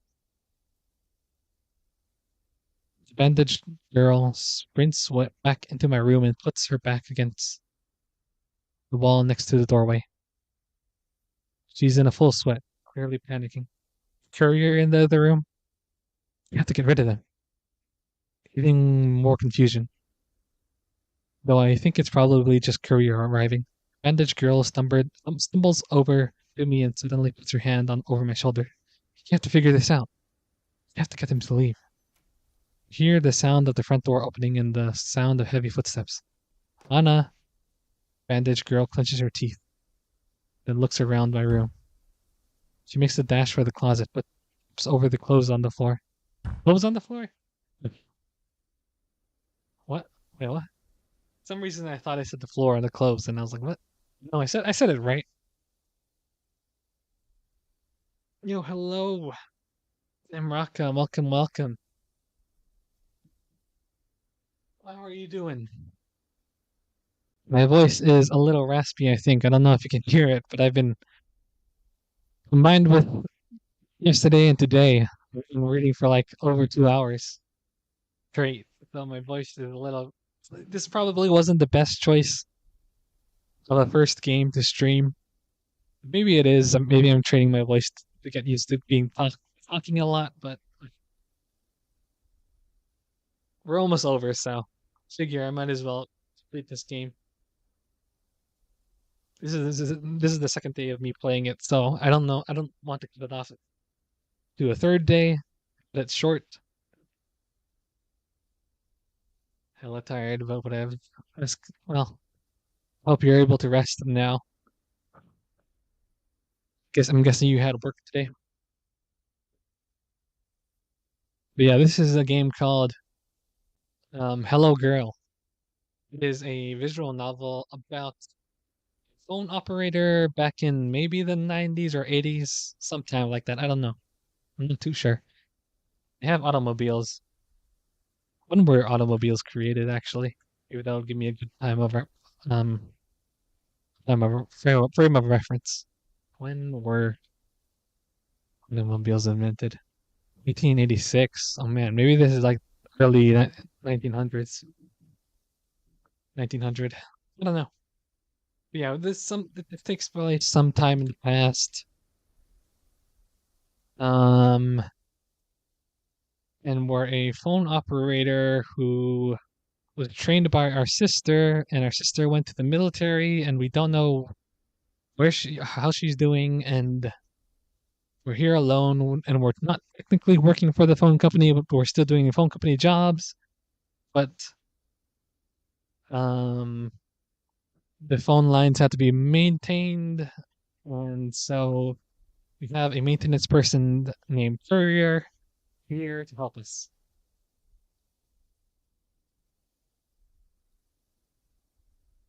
My day's been all right. Yeah, the original cars with their cranks. I don't think it's that old.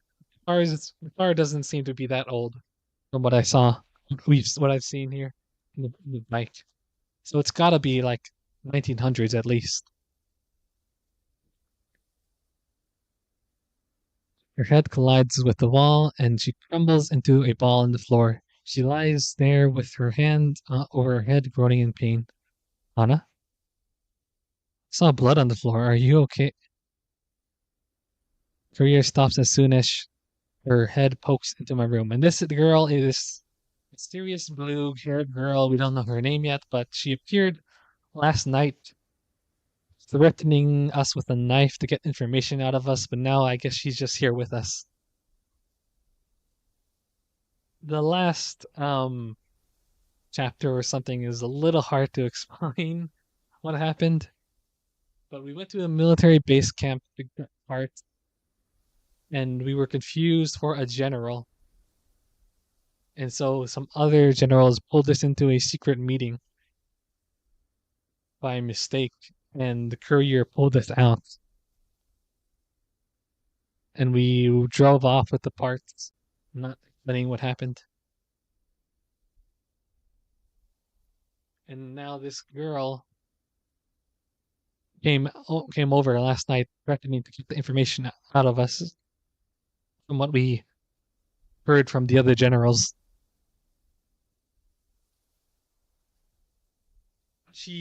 We've seen this girl earlier. She looked fine, like she looked unhurt. Now she's all cut up and everything. So something happened to get for her to get to us. Yeah, she could use a few headpats. A long silence is shared. A rooster crows in the distance. Banded girl cheekily looks up at Courier, making a surprised face. Huh? You're not. She groans and puts her hands back on her head. Who is that? No one. Bandages stands up and starts making her way out of the room with her head down. Wait a sec. She stops in her tracks and slowly looks up at Courier. Courier makes a face when she sees the bandages on the soldier's face. What's going on here? You ran away from the military? It's not something I can exactly hide anymore. She nervously laughs. I like her cute little smile. Poor bunny girl. Oh yeah, everyone in this world has like bunny ears, which is cute. They'll hang me for this. Of course they will. You're a deserter. Traitor to the great effort. It's not our problem. Well, see, it kinda is. Turn me in. I'll just tell them that you were hiding me. It'll be a funny story. For several days you let a deserter in your home and not once did you report it. Well, several days? What? It was the first day. If you reported now, that story wouldn't line up.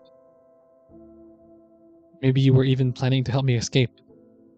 That also carries the death penalty. Courier and I look at each other in disbelief. Some traitors you are. You're just as bad as I am. Can't be. Think about it this way. She puts one hand over her eye bandages and points at us with the other. You two are the chosen ones. What? This war is a sham, a complete farce. Manufactured to keep us from finding the truth. Those bastards in charge will keep you both working until the day you die. For something you don't even know shit about. What on earth is she going on about? Do you want to know why they're not telling you anything? I think we've heard well enough why we're at war. It's all anyone ever talks about. We're supporting the Eastern Alliance to stop the northern provinces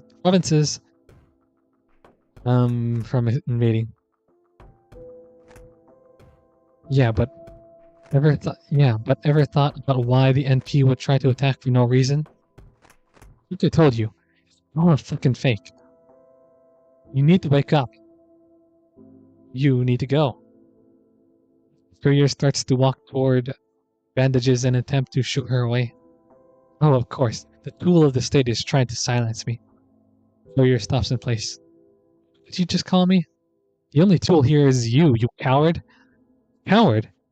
Everyone who works for Alkaline only serves to fuel the death machine. Alkaline is the phone company we're working for. Although we're technically not employed with Alkaline, we just kind of work for them. When our sister left for the military, we just kind of stayed here at the Alkaline building and it's just been us managing the phone connections here. That's the story going on so far. It's a really good game. I definitely recommend it. If you're interested in playing it yourself, playing a cute little visual novel.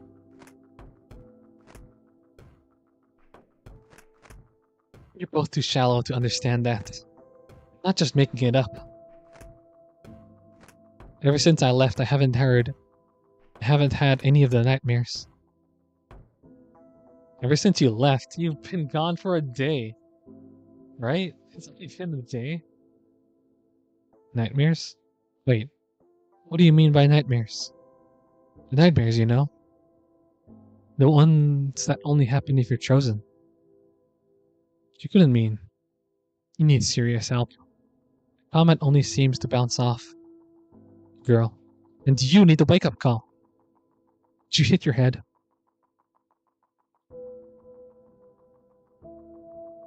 Got an indie recommendation you might like for Halloween.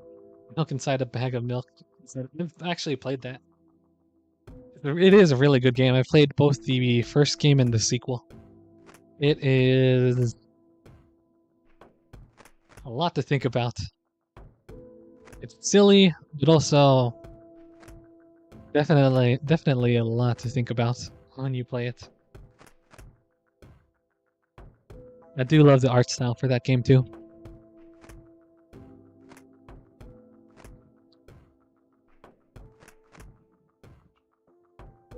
It's a short game as well. Make sure you are stretching, even if you're tired.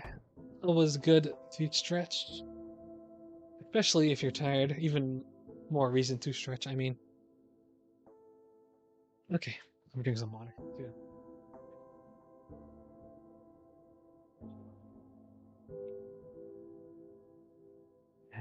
Imagine having daymares. It's a daymare. Nightmare when you sleep during the day. Yes, but so but that's not what's important here. That's not what is important. Something brought us all together here. A divine fate that we all share. You know, I know she actually needs the bandage around her eyes because she got hurt, but they don't help when she's talking about fate and all these weird stuff. It gives me the image of a chunibyo. 100%. And the way she and her gestures, I love her. That was definitely the intention when they designed her. It's Chunibyo girl. Chuni girl.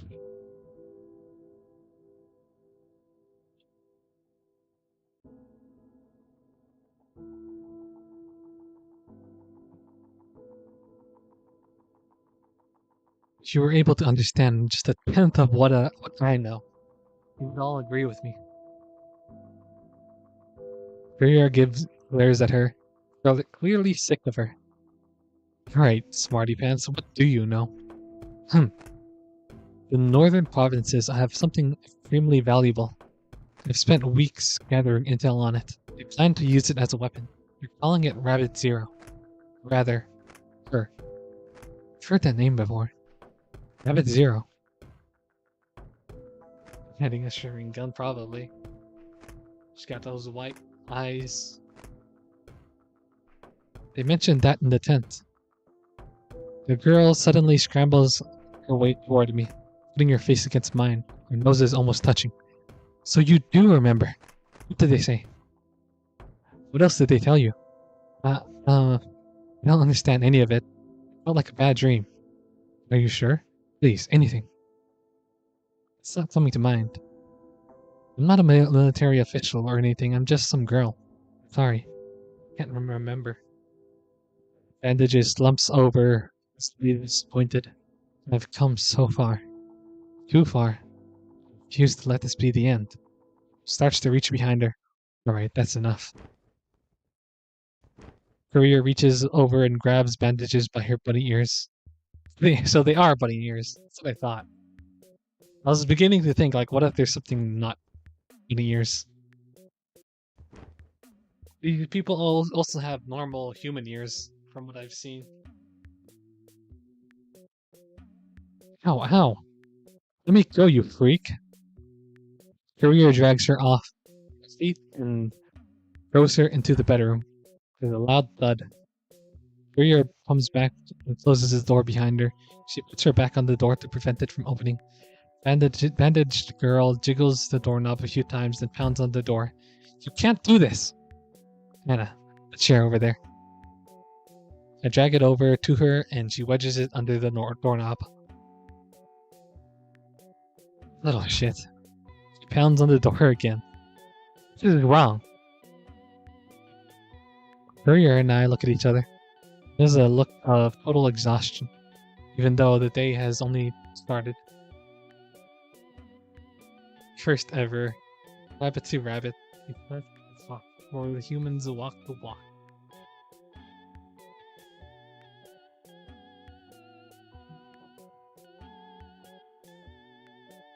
You're gonna need a stronger person to hold back my power. What power do you have? Nobody can contain. You know Zabi Moonbeam. He's definitely a Chuny. Okay, guys, please. Promise I won't hurt you. Sorry.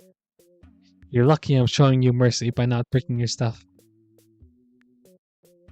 Is that really your name? Huh? What? You know Za. You know Za Moonbeam. How did you know that? No. No, it's not.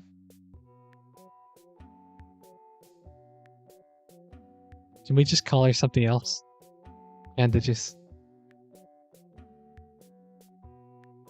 I don't think she deserves a cute name like that. You know, the faint murmur comes from the bedroom. You can just call me How about we call you whatever you want, you little brat? Ugh, my voice. How much longer is this game is supposed to have only 2 to 3 hours of content, but it's over 4 hours by now. I'm not complaining about the game itself. I'm just, my voice, throat, it's quite strained from all this reading I've been doing. I am definitely gonna have to get back when I get have to get used to working a lot again if I plan on streaming a lot. I mean, I will get used to it eventually.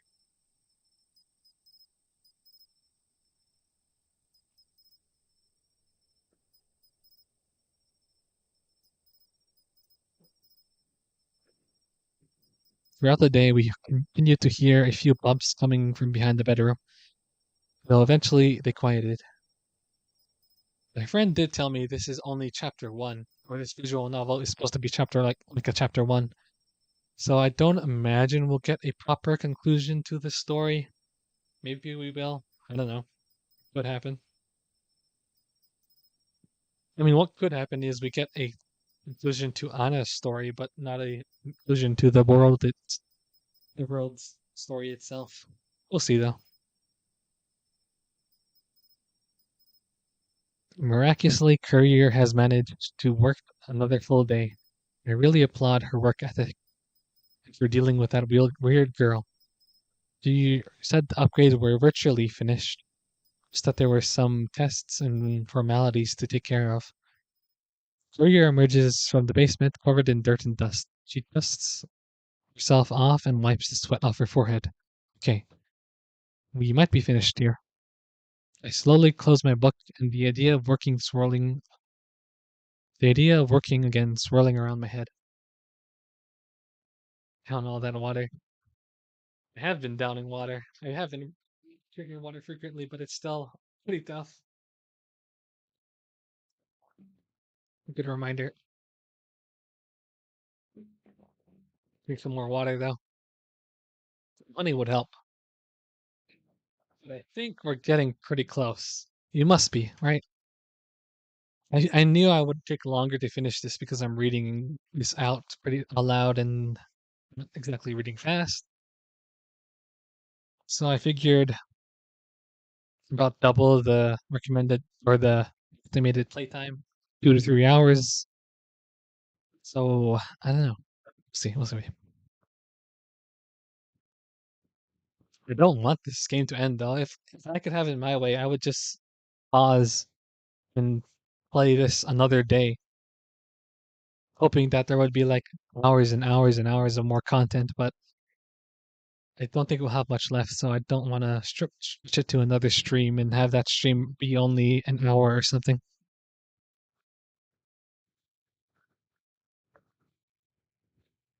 I'm wondering what my job looks like now with the new upgrades. Korea walks over to the switchboard where a new machine sits. She told me before that it's a teletypewriter, a machine that transmits written messages. She sits in the seat and starts fiddling with some of its buttons, shuffling from behind the bedroom door.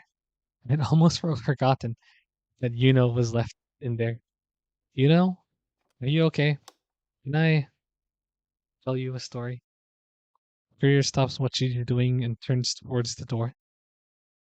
I was only in the Gamat infantry for about half a year, but a month ago there was an all hands on deck situation about on the border of the northern provinces. We knew that meant combat of some sort, but none of us would have expected what happened. There was a buildup of NP troops along our border. With how cautious their behavior had been in months before, no one was expecting combat on our land so soon. A lot of the military was split into smaller units to hold specific points along the border. These units were all had set up their own camps. My unit was the most remote one of them all. The nearest unit was 30 miles away. Because I was the newest recruit, I was in charge of patrolling the perimeter of the camp overnight. Talk about punching down, huh? And despite trying to do my best at the assignment, it wasn't enough. While my units left, an enemy convert overt unit from the NP had infiltrated their tents during their nights and held the unit at gunpoint. 5 hours left, gosh. They trotted them out to a field and stripped them of their gear, and then they began to execute them, one by one, slowly. I watched from a distance. I couldn't make a sound. Now, normally, most nations would follow international conventions that state that medics are not to be targeted during combat. The NP doesn't follow those guidelines at all. The medics were executed as well. I was the only survivor out of the unit. After this happened, nothing felt real anymore. I couldn't sleep for what felt like days, and when I could, I found that nightmares I was already having had worsened. I was already having worsened. I couldn't stop thinking about those poor medic girls and their families. I think it was understood that I was no good in the front lines anymore, so I was reassigned to patrolling smaller towns. On occasion, I had duties at the base. I used the opportunity to find as much information as I could on the war. I wanted to find some reason for all this cruelty. Why and how people could do this to each other. I'm not sure why I'm even telling you this right now. You have nothing to do with any of this. Sorry for causing you so much trouble. The medics were executed. The medics were executed. The medics were executed. The words repeated over in my head over and over. Breathing is difficult. Seeing is difficult. Thinking is difficult. Shaking. Trying my hardest not to heave. Clara, you didn't tell me. Why didn't you tell me that medics were in this much danger? You're coming back, right? You're coming back, right? Please, please come back. I wish you'd never left. Medics were executed. She didn't mean you, right?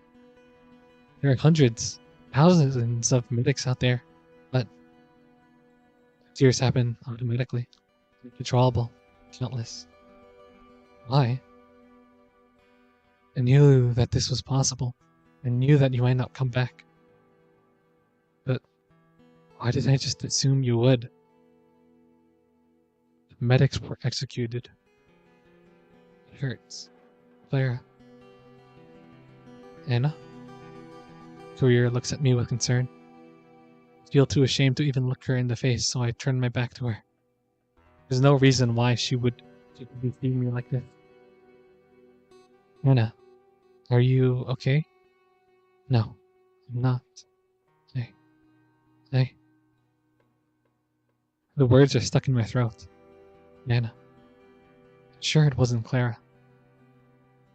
There's more shuffling from behind the bedroom door. I shouldn't have said anything. Anna, there are hundreds, not thousands of people just like Clara who are going home safely. Her words hardly mean anything to me. Did you know you know? Is this how she wanted to tell me? It's been 100 conspiracies in my head. All of them telling me that Clara is gone. Help. Someone. Anyone. Freya puts her hand on my shoulder. Makes me... That touch makes me jump. Courier lifts her hand away. Sorry. I should probably get back to it. Sits back at the console, waiting for a few moments before continuing her work. I lay down on the cold floor. Tears make little pools on top of my closed lids. They're scared. What is it I'm supposed to do? Whenever I get like this,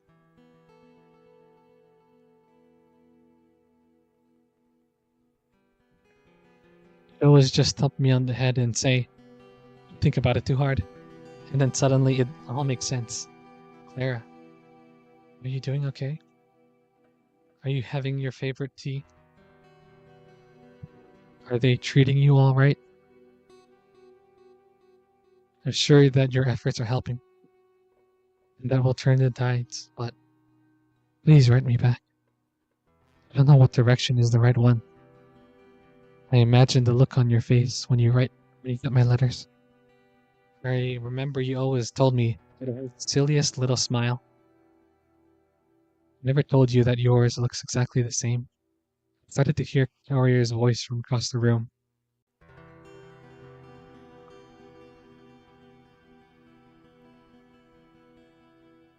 Station 45 East. Telephone exchange. Station 45 East. Sound of her voice stops my cascading thoughts. Confirming installation of AW1054 multiplexer. Do you read? Please send test transmission. Just testing the new equipment, I guess. There's a satisfying timbre in her voice, like putting together a puzzle. Please. Courier takes a deep breath, takes the headset off, and then stands up and paces their room slowly. It sure is nice that them mark themselves with red crosses. Oh no. Say it ain't so.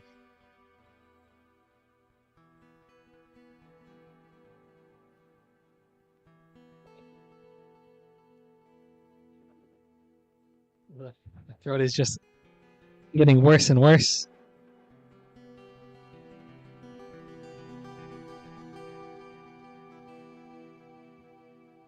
Running her hand through her hair, she gives me the occasional glance through her paces. She doesn't have to worry about me. I'll be fine. She sits back at the console. Transmission received. Station 45 East. Please send test telegraph. The machine whirs loudly.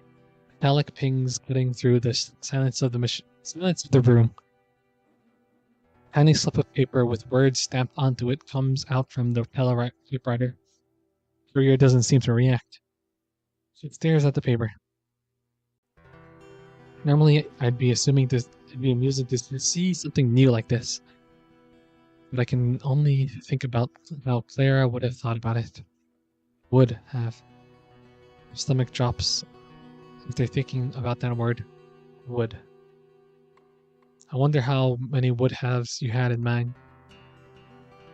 What would have you done the past week if you were here? It could have been a fun vacation for the two of us. Station 45. Telegraph received. Stand by. You hear her unplug from the monitor. She hastily dials another number, then plugs it back in. Starts to bite her fingernails. Maybe she's rushing through this to get home sooner. I'll probably do the same. It's me, Courier. Yes. Yes, certainly. Good night. Conversation with HQ. The hotel is. But she sighs. I'm unsure if it's out of frustration or something else. Understood. Thank you. Goodbye. Stops. Looking up at a crack in the ceiling. She looks in her eye. Well, there's a look in her eye I've never seen before. Actually, one thing. Starting immediately, I'm resigning from my position at Alkaline. It was a pleasure working with you all. Goodbye. No water. I'm drinking, but it's tough. It's tough. Too much. She takes the headset off, almost throwing it, and leans over the desk, face buried in her hands. I immediately get to my feet, trying to steady my shaky legs. Courier? Before I could say anything else, she rushes away from the switchboard. Huh. And wraps her arms around me. So warm. Although this is the first time I've ever been this close to her. Somehow, it doesn't feel strange at all. It's like she'd been there all my life. I put my arms around her back, still shaky. It feels like the right thing to do. I smell the dust and chemicals that stain her coveralls, the marks of a hard worker. I bury my head into her chest once more, the sounds of her heartbeat. Something about that steady rhythm calms me, constant in a world of inconsistencies. Did she really quit? For me? The thought makes breathing difficult. Over these days, I found myself secretly wishing she wouldn't have to leave. And now, she doesn't have to. The worries that plagued me are being washed away with every beat of her heart. Sound, sound I would, sound I could listen to forever.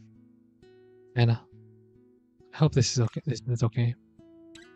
Find it a little funny she'd even worry. I feel there's been some sort of telepathic contract already signed between the both of us the moment we hugged. So, of course, it's okay. He holds me a little bit tighter. Sniffle from her, cheery kind. I'm happy you're here. I'm happy you're here too. No, I'm sure Clara's fine, and I'm sure you're scared. So if it helps, I can stick around for a little while. But really, it's fine. I almost asked another question, but I let it go before it spoils the moment. Maybe things don't have to make sense at. Maybe things don't have to make sense all the time.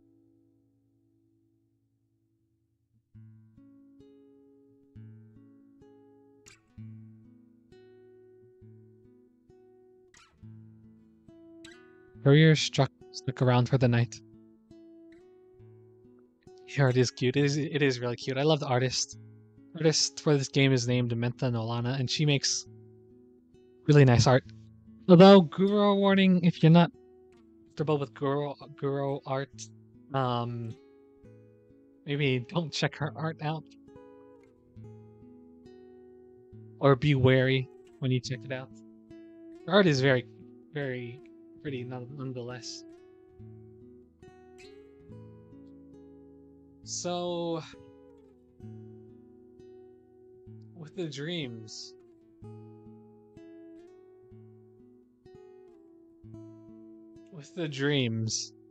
earlier we had a dream where we were talking to someone on the phone. At first, I thought maybe she was just talking to the two sides of Anna. Like it was just Anna talking to herself over the phone. Another side of her, you know. Because there were parallels between her and Anna. That mysterious voice over the phone. But I'm starting to think Rabbit Zero in the North Province.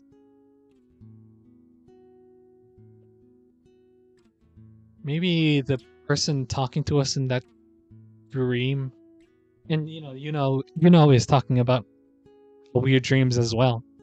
So maybe that person talking to us in that dream was Rabbit Zero, and that makes me think that maybe this is tied into Minta Nolana's world. Samantha, her character Mint the Cat is also a rabbit. What if Mint the Cat is Mint the Cat or Mint the Co? I don't know. But what's Mint the Co? The Cat is Rabbit Zero. Just some random thoughts I'm having.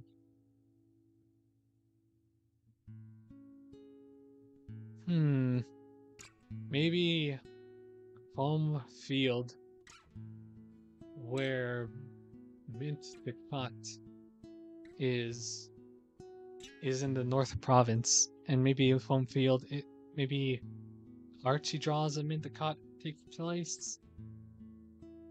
takes place in the future, and this is a visual novel that takes place in the past, and it's sort of like a prequel.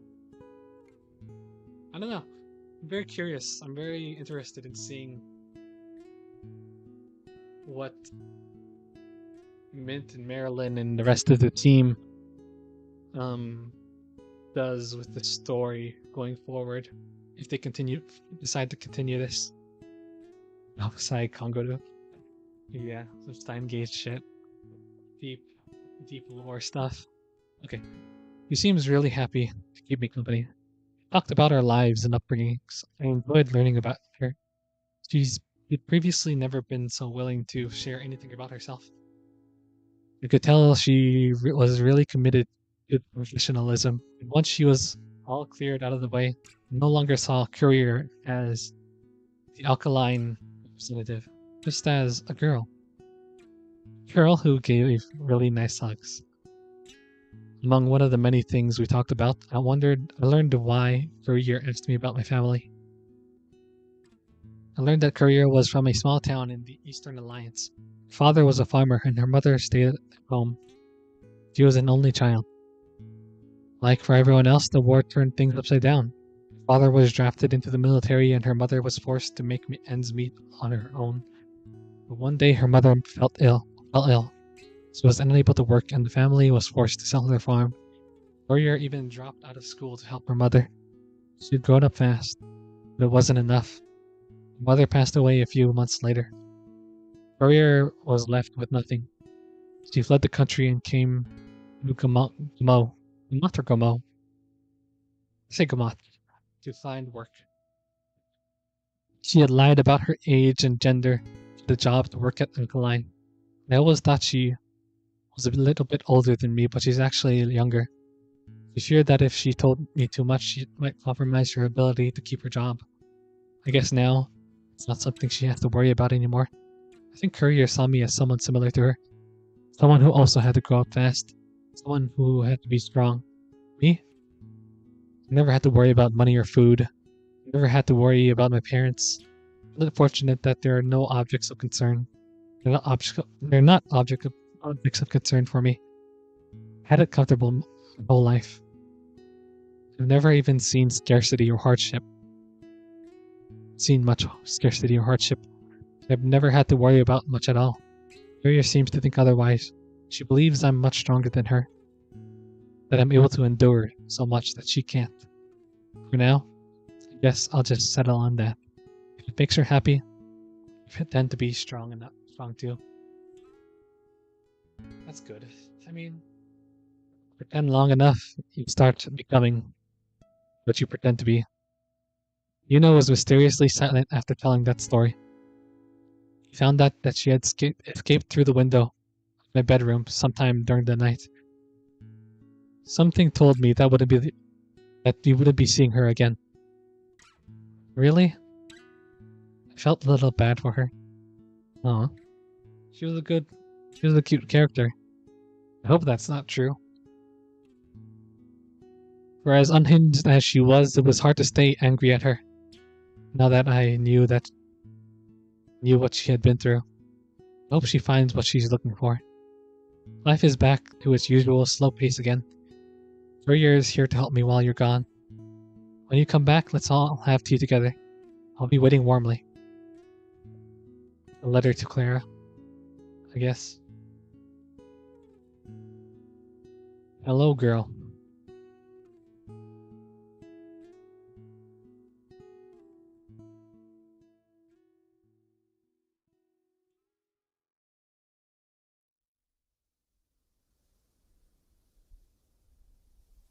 A mailbox in the grass outside of Anna's home. A piece of paper is tugged along by the wind, almost, not quite making it out of the mailbox. The wind lets up a little. Paper returns to the bottom of the mailbox, left to face the sun and the elements. Small girl and tall girl. Consider this a notice, or rather, a warning. Rabbit Zero will end the world. No one knows her better than I do. Rabbit Zero is going to kill us all, and we won't ever know why we're dying. When we're vaporized, when we're melting into the concrete, when we're screaming for anything but our painful ends, dissolving into a foam into the field. I'm assuming this is from Yuno. Who really keeps us safe? Who really understands us? Is it our lovers, our parents, our friends, our siblings? No. According to many, it's the smooth chrome barrel of a rifle. The blood being shed every day on the battlefields of our very country. You can't help but sit and sob into our hands every night, wishing for any type of meaning. It's great to be patriotic. I live for my country, and unfortunately, many seem to think that this also implies that I will die for it too. This patriotism is nothing but a manufactured ideal, one made to drive the profits of every bigwig who understands that forming steel into weapons is the greatest way to guarantee their spot in heaven. This exerting of power, born at the dawn of our industrial age, eventually formed into a repugnant project to craft the next leader of the world, the perfect little girl, a universally understood symbol of good. And for the things they did to her, I will see that their heads are mounted above my fireplace. Rabbit Zero is the next level. Yeah, we're not game over yet. Rabbit Zero is a great name. There are lots of scribbled out words here. Surely you understand what Rabbit Zero has told you in your dreams. I saw the look in your faces when I told you about them. I know you know. She's tried to exclaim from the top of her lungs to all living things the torment she's endured and continue to endure. Now notice, I said, continues. Rabbit Zero is being held by the NP in a pool of water underground. And little do they know, that it is only a stopgap. The fucking idiots over there think there's something to be gained from her flesh and bone and some kind of magical properties. I think you understand why they want to be magical. Just a sprinkle of her power. Or what? Control? Is that is that all they really want? Is that all that anyone ever wants? Is she living every single day with oil in her lungs, in every crevice of her body? Can you feel her? Can you understand her? To live every single day as an abomination when all you wanted was to finally be accepted. I can't tell you what I plan to do, but I just know that this will certainly be the last time you hear from me. You know, Sa Moonbeam. It's hard to take her name seriously. Silly Moonbeam. The last time we hear from her, huh? Hmm. And that was Hello Girl. Obviously, there's something deeper to this story, and I think it is actually. I'm now that I've read all that, convinced that Rabbit Zero is probably Minticott. So if you're interested in this story, definitely follow Minta Nolana on Twitter. She will probably be creating her and along with her friends and team. I think she wants to make a visual novel by herself next time though. So definitely look out for that. And she'll definitely continue the story. Maybe not in this form, but it was a really good story. I really liked it. I said during the reading yesterday, I like that it's not completely mysterious and weird and vague. I'm tired of visual novels that do that the entire time.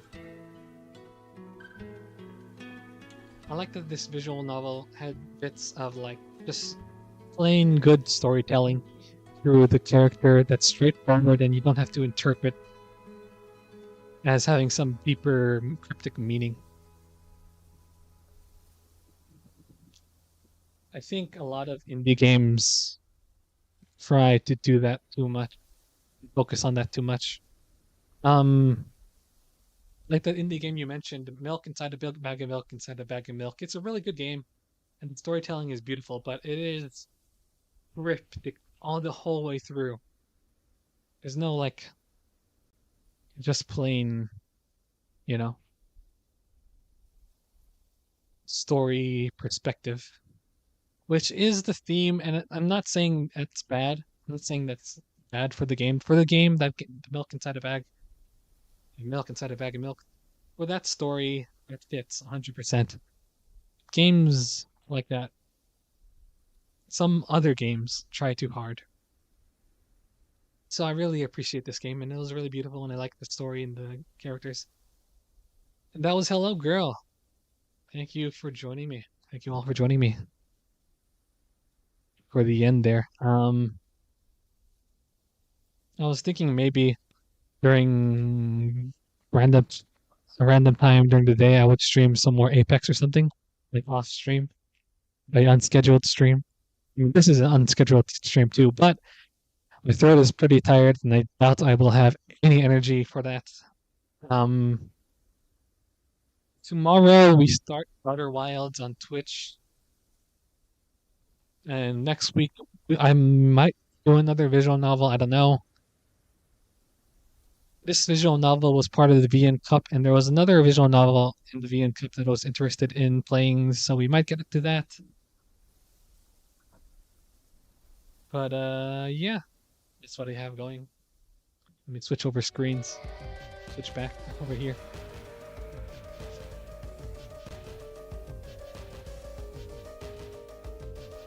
Stream ending. No vanilla, just raspberry. No worries yet. Hope you have a good night, Namraka. I imagine you're going to sleep soon. And yeah, I will catch you guys tomorrow, probably, on Twitch. Anyway, oh, it's double playing audio. I need to remember to mute test the audio when I'm on this screen. Anyway, thank you for joining me again. Bye bye. Take care. See you next time.